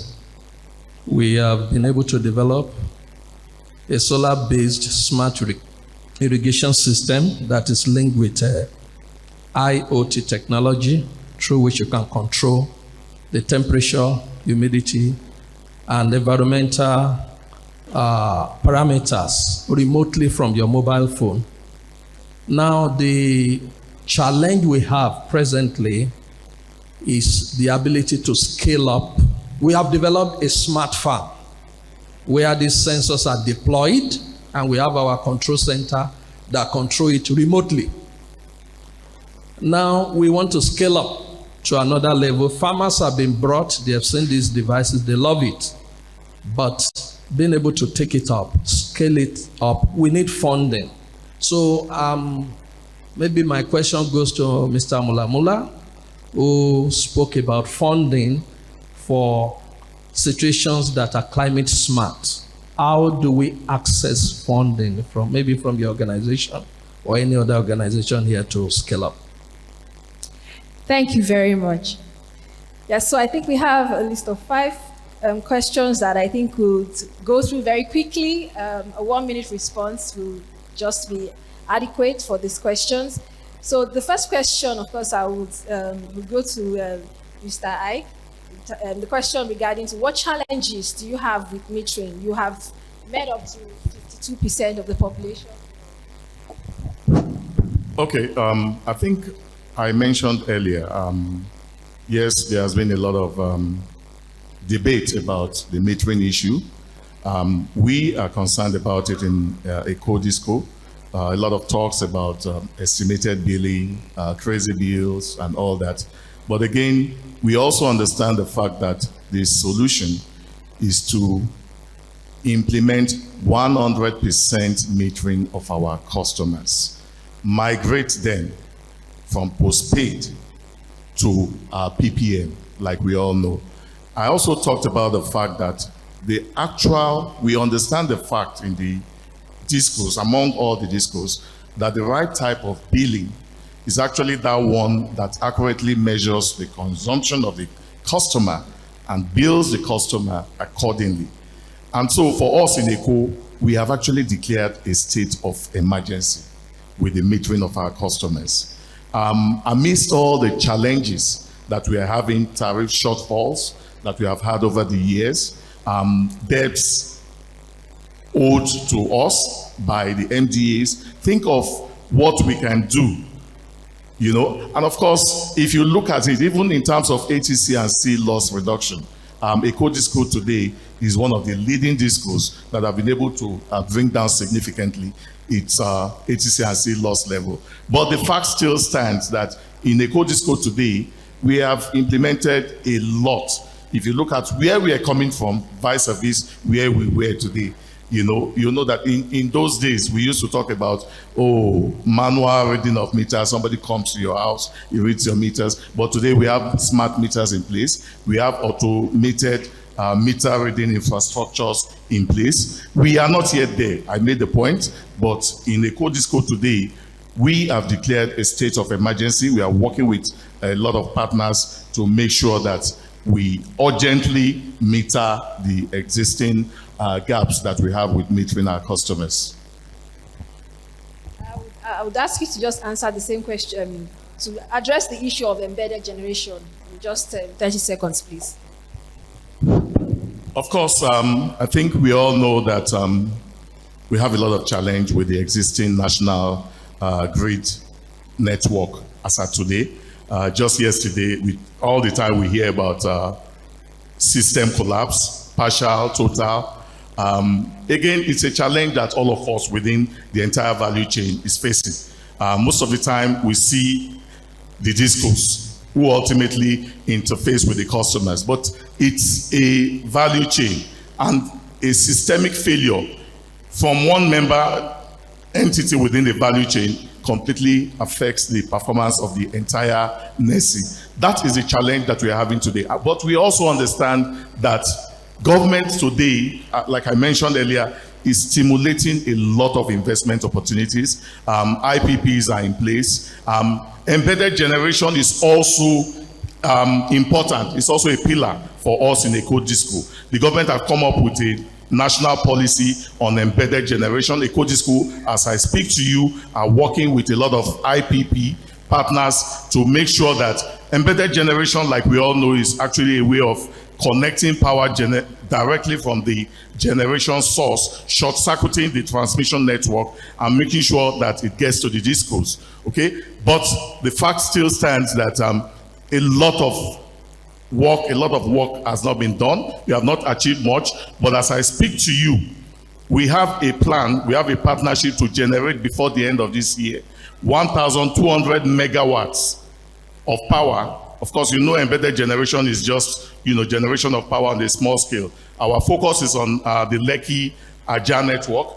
Plans are at an advanced stage to make sure that, in fact, a plant is being built in partnership with one of our partnering IPP, VI Power. And by the way, I also saw Niger Delta Power Holding as one of we are also working with them on the embedded generation initiative. And I can assure you that before the end of this year, you will see a lot of development from that aspect of the value chain. Thank you very much. So it's nice to know that a lot of work is being done in terms of embedded generation by the DISCO. Yeah, question will go to Mr. Mulala. Please to respond to how to support this climate smart project by the university.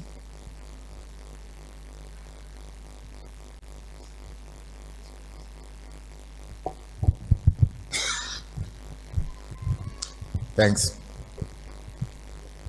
First, congratulations. I'm glad to hear this kind of innovation coming out of the universities. I think there's a role for universities to be the centers of thought, centers of creation, centers of innovation. Traditionally, the way it has sort of played out is universities would probably anchor or team up with the entrepreneurs and come up with ideas like this and begin to roll them out into the marketplace. And I suspect that's what you want to be able to do. Begin to roll out some of those ideas into the marketplace. If you look at evolution of ideas, that phase of evolution is typically funded by sort of investors who are looking or have an appetite for a very high risk. They're sort of angel investors, venture capital, and that's really the kind of investors that you would probably be looking for to invest in your idea, to further develop it and bring it to the commercial space. We, as the IFC, are more into sort of more established ideas. Once they have gone through that incubation process, they have been tested, and they are now ready for the big time, if you want to think about it that way. So I would encourage you to continue to work on some of those ideas, begin to reach out for more venture type, high risk angel type of investors to incubate those ideas and get them to a place whereby they are a lot more tried and tested. But I think that's an excellent start for you as a university. Thanks. Thank you very much for providing those insights. We've got questions coming in from join us online as well. So there's a quick question here from Abisoye. What capacity building initiatives can be provided to the energy sector and how to support that? And I think probably basically what we are doing here today is a demonstration of practical capacity building solutions that works, and that's worked over the last 7 years.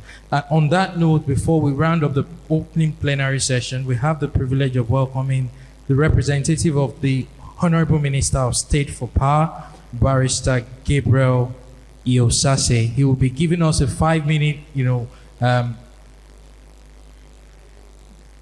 5-minute pitch from the presidency, shall we say. So please join me in welcoming Barrister Gabriel Iosase to give us the keynote speech of the Honorable Minister of State for Power. Barrister Gabriel, please. Your 5 minutes starts now. Thank you, sir.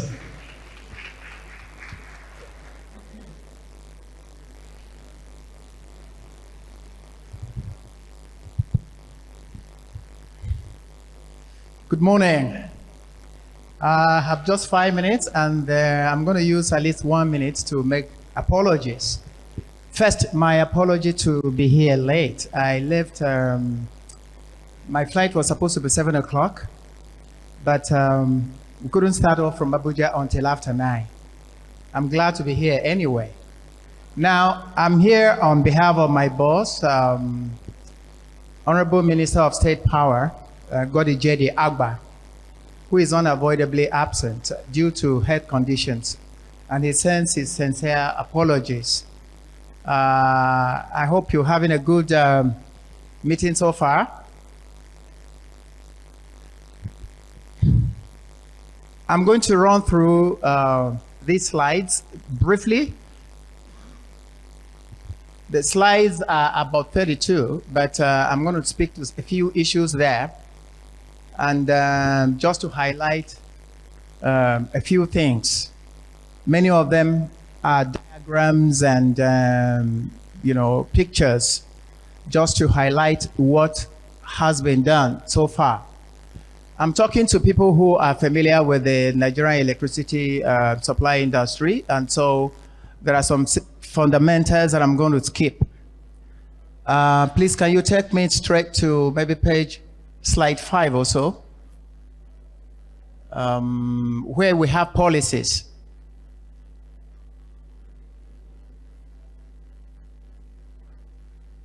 Now, yes, please bring back that slide. As Minister of Power, our mandate is to formulate and implement policies. Now, you are familiar with some of the policies that have been in place in the electricity industry, maybe commencing from 1999. Even though the electricity industry, it's as old as over 100 years in Nigeria, haven't started the first electricity project in 1886. But the policies that we're going to focus on here, we're looking at those from 99. That's when the policies began to be clearer, more specific, and all of that. And so, the industry has gone through so much evolution, policy changes, and all of that. Coming from the ministry, I'm not permitted to say it's inconsistent, but looking from outside, the policies have come up so often, sometimes it's difficult to know which one is actually in operation.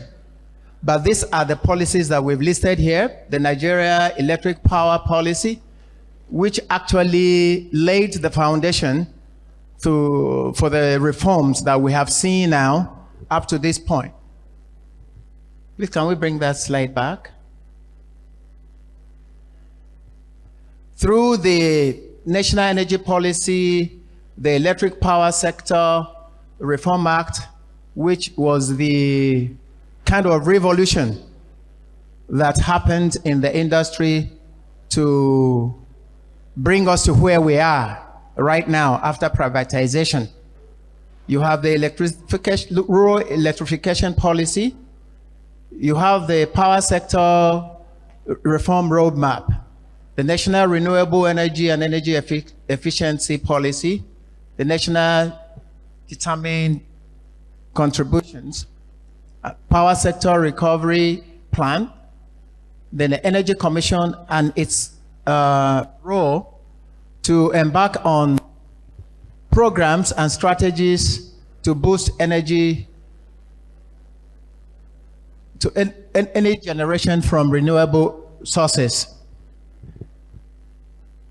Now, the focus of our meeting here today looks towards clean energy, sustainable clean energy, to address some of the concerns of COP26, looking forward to 27. And to that effect, I will try to lay emphasis on some of the things that have been done so far towards encouraging renewable energy in the country. Please, can we move to the next slide? Next slide. Yeah, now this is, sorry. Now you will see the progression on the Nigeria's move towards sustainable energy through renewables from 2012, when the launch of the Sea4All initiative was done, right through 2015 to 2017, when we had the investment prospectus and the mini grid regulations to de-emphasize the reliance on the national grid.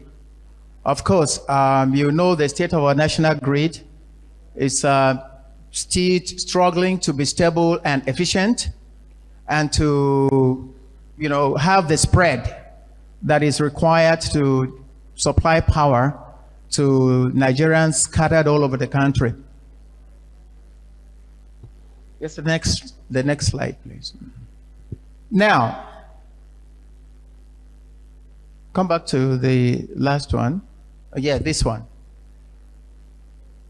This government has an electricity vision that is referred to that vision 30-30-30.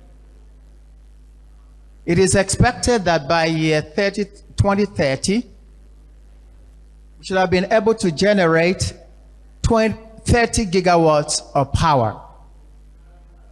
And out of this, at least 30% should be from renewable sources. We all know them: solar, wind, biomass, small hydros, and the rest.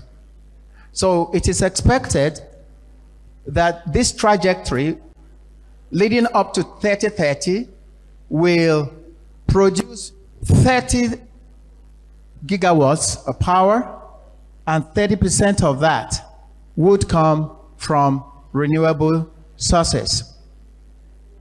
Next slide will give us a picture of the distribution of the energy mix in the country. It's not so clear, but you will find that the diagram has a complete picture of the energy mix and where we stand with them. I wish this could be enlarged. Can you go back to that diagram, the one we were looking at? You will find, sorry, let me get close.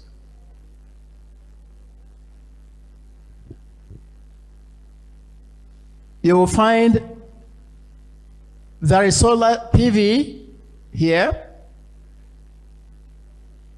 From 2014, yeah, that's right.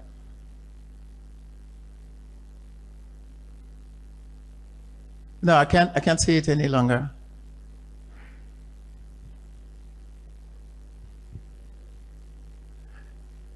Anyway, I hope that the organizers will distribute this, and you will have an opportunity to take a look at the figures there. But it shows us the projections starting from 2014 all the way up to 2030, what we are expecting to derive from all the renewable sources: solar, wind, biomass, small hydros. You know that this country has potentials for this spread across. Lot of solar potential in the north. Please, can we go to the next page where there is a map of Nigeria? Now you will find that the northern part, the uppermost northern part of Nigeria, that's where you have the highest level of radiation that is suitable for solar power. Later in the slides, you will see that some solar projects have been, completed and are already serving the communities, and also some being fed into the national grid. Move on to the next slide quickly. Okay, we will focus on this now. Now, these are ongoing renewable energy programs and initiatives in Nigeria. Renewable energy micro utility, that is a Light of Nigeria, on and off grid solar and wind projects, concessioning of small and medium hydropower, solar for public buildings. Now, some public buildings have been earmarked for solar projects. The model is supposed to be from the Ministry of Power. The agreements have already been signed with some private developers, and it's supposed to take off. Actually, it was supposed to take off last year, but due to some financial conclusions, that project has been delayed. Otherwise, the model by now should have come up. And Ministry of Finance is one of them, Defense is another. And then we have the large hydro power projects. Rural Electrification Fund is supposed to address specific areas that will boost the distribution of, mini grids and off-grid projects. Now, the Rural Electrification Agency has embarked on very strategic projects and programs. The ones that are listed after Rural Electrification Fund are the projects that RIA has embarked upon. Energizing education.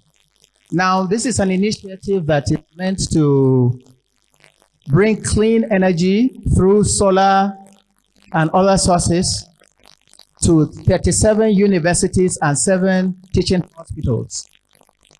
It is in phases. About 7 of these projects have already been completed and are others ongoing.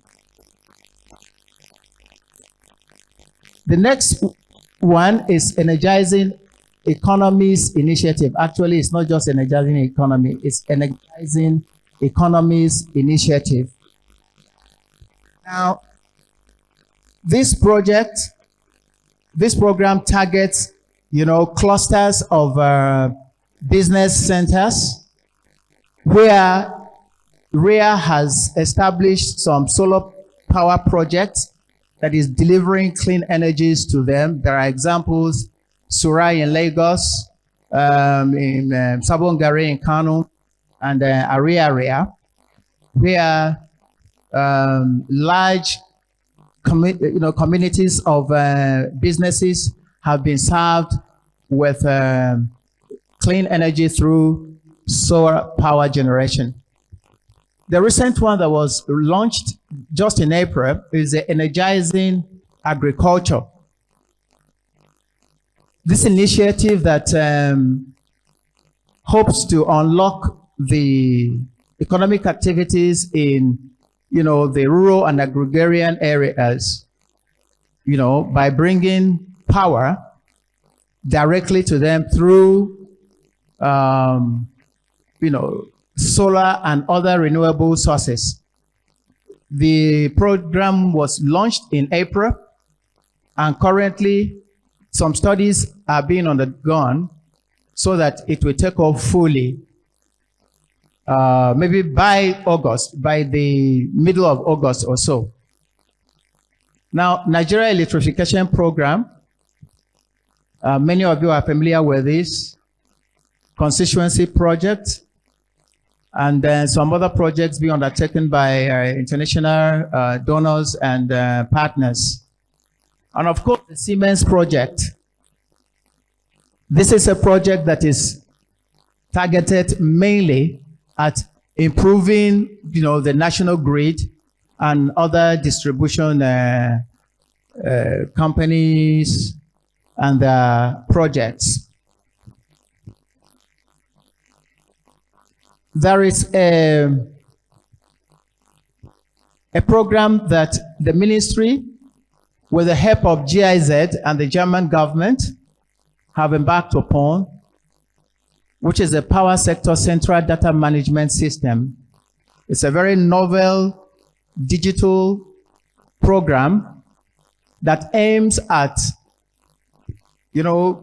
putting all the necessary information that is required for investors and other planners to be able to identify clusters where, the national grid, the transmission lines, where they are, the proximity to potential areas for investments. It has data that also identifies areas where some renewable energy programs have been established. This is to aid, information availability to those who may want to embark on power project investments. Next slide.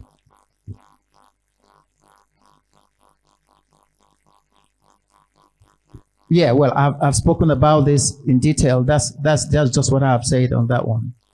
This too. The details, I just bring that back a little. Some of the details I was trying to point out are contained in this slide. As you can see. Move on.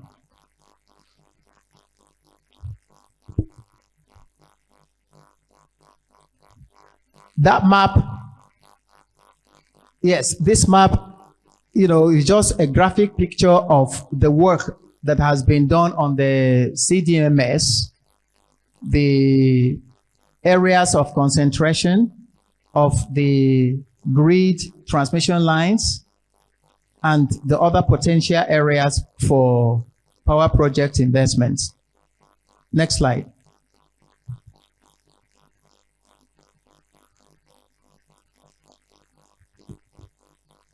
Well, the Siemens and Nigerian government, agreement for electrification roadmap.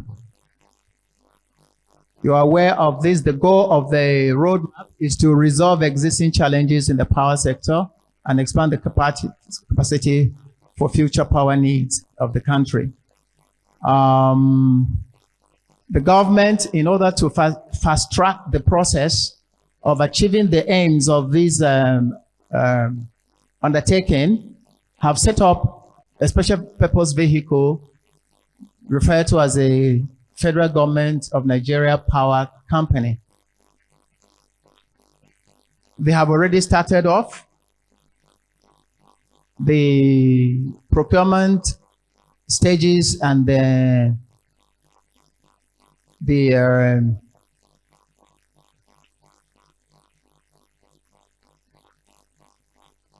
and the engineering and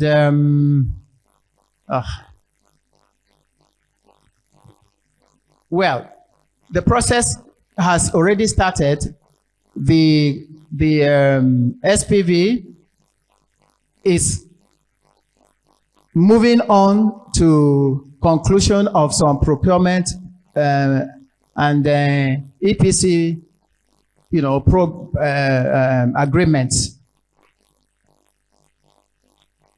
Next slide.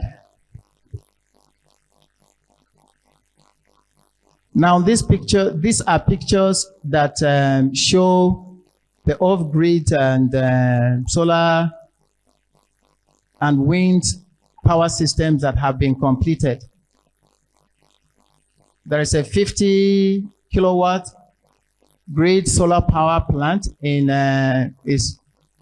Pakao village in Kagarku local government in Kaduna State. There is another one in Kundula in Sokoto State.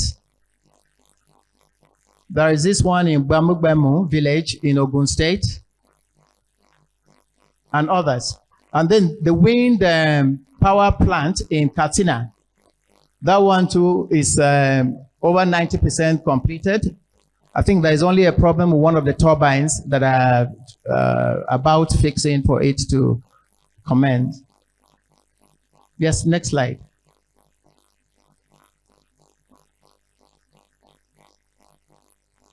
Of course, you are aware the Kashin Blight is already feeding into the national grid. Zunguru, it's almost, if not for security challenges with that project, it was supposed to have been launched or commissioned by now. Gurara, the Dadinkowa, and others. Thank you very much.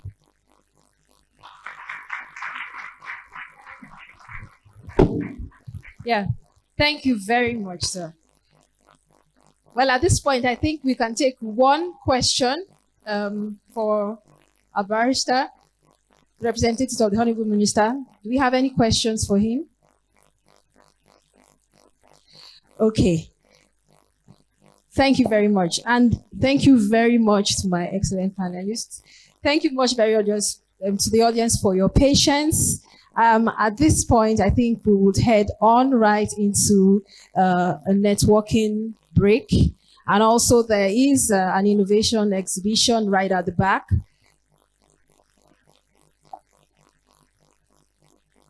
Oh, you have a question? Yes, please. Could you go to that mic point to ask your questions? Careful. So if you could just make it very brief, 30 seconds. Yeah, hello. My name is Taiwo. I just graduated from university, and I'm here looking. I'm here just networking and looking at opportunities to work in the solar industry and the clean energy industry. So my question for you, Representative, is that you talked a lot about the solar projects or like the clean energy projects that Nigeria is doing. So my question is which are good, but which are great. But my question is that, is Nigeria focusing on energy efficiency and to what capacity? So instead of just solely focusing on replacement of technology and transition from oil and gas to more cleaner technology, are we doing anything to create a more efficient use of our energy, kind of like Japan? And so to what capacity are we doing this?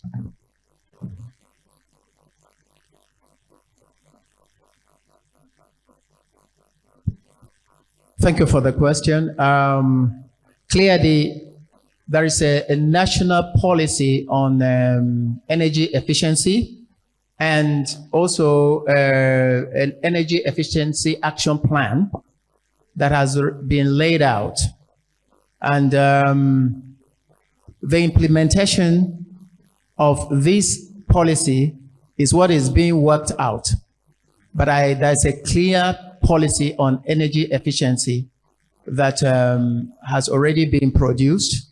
I'm not in a position to tell you to what extent or what capacity, but clearly there is an energy efficiency policy and an action plan.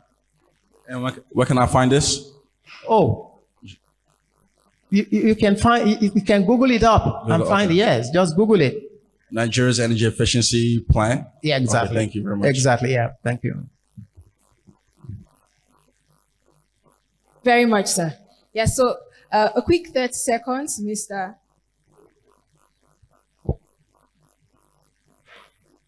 Up to 30 seconds. I just wanted to quickly say that for some of us that have talked about meters, please quickly go to EKEDP website, www.ekedp.com/order meters. We have a platform there. We also have a partnership with our MAP meter access providers. And we are committed, again, like I said, to making sure that the gap in metering is closed before the end of this year. Thank you. So thank you very much once again. I would want to say a very big thank you to our keynote speakers. I would also want to say thank you to our audience. And I think we can head off now for our networking mechanic break section. Thank you. So that will just be for about 5 minutes, and then we'll reconvene again for the next super session.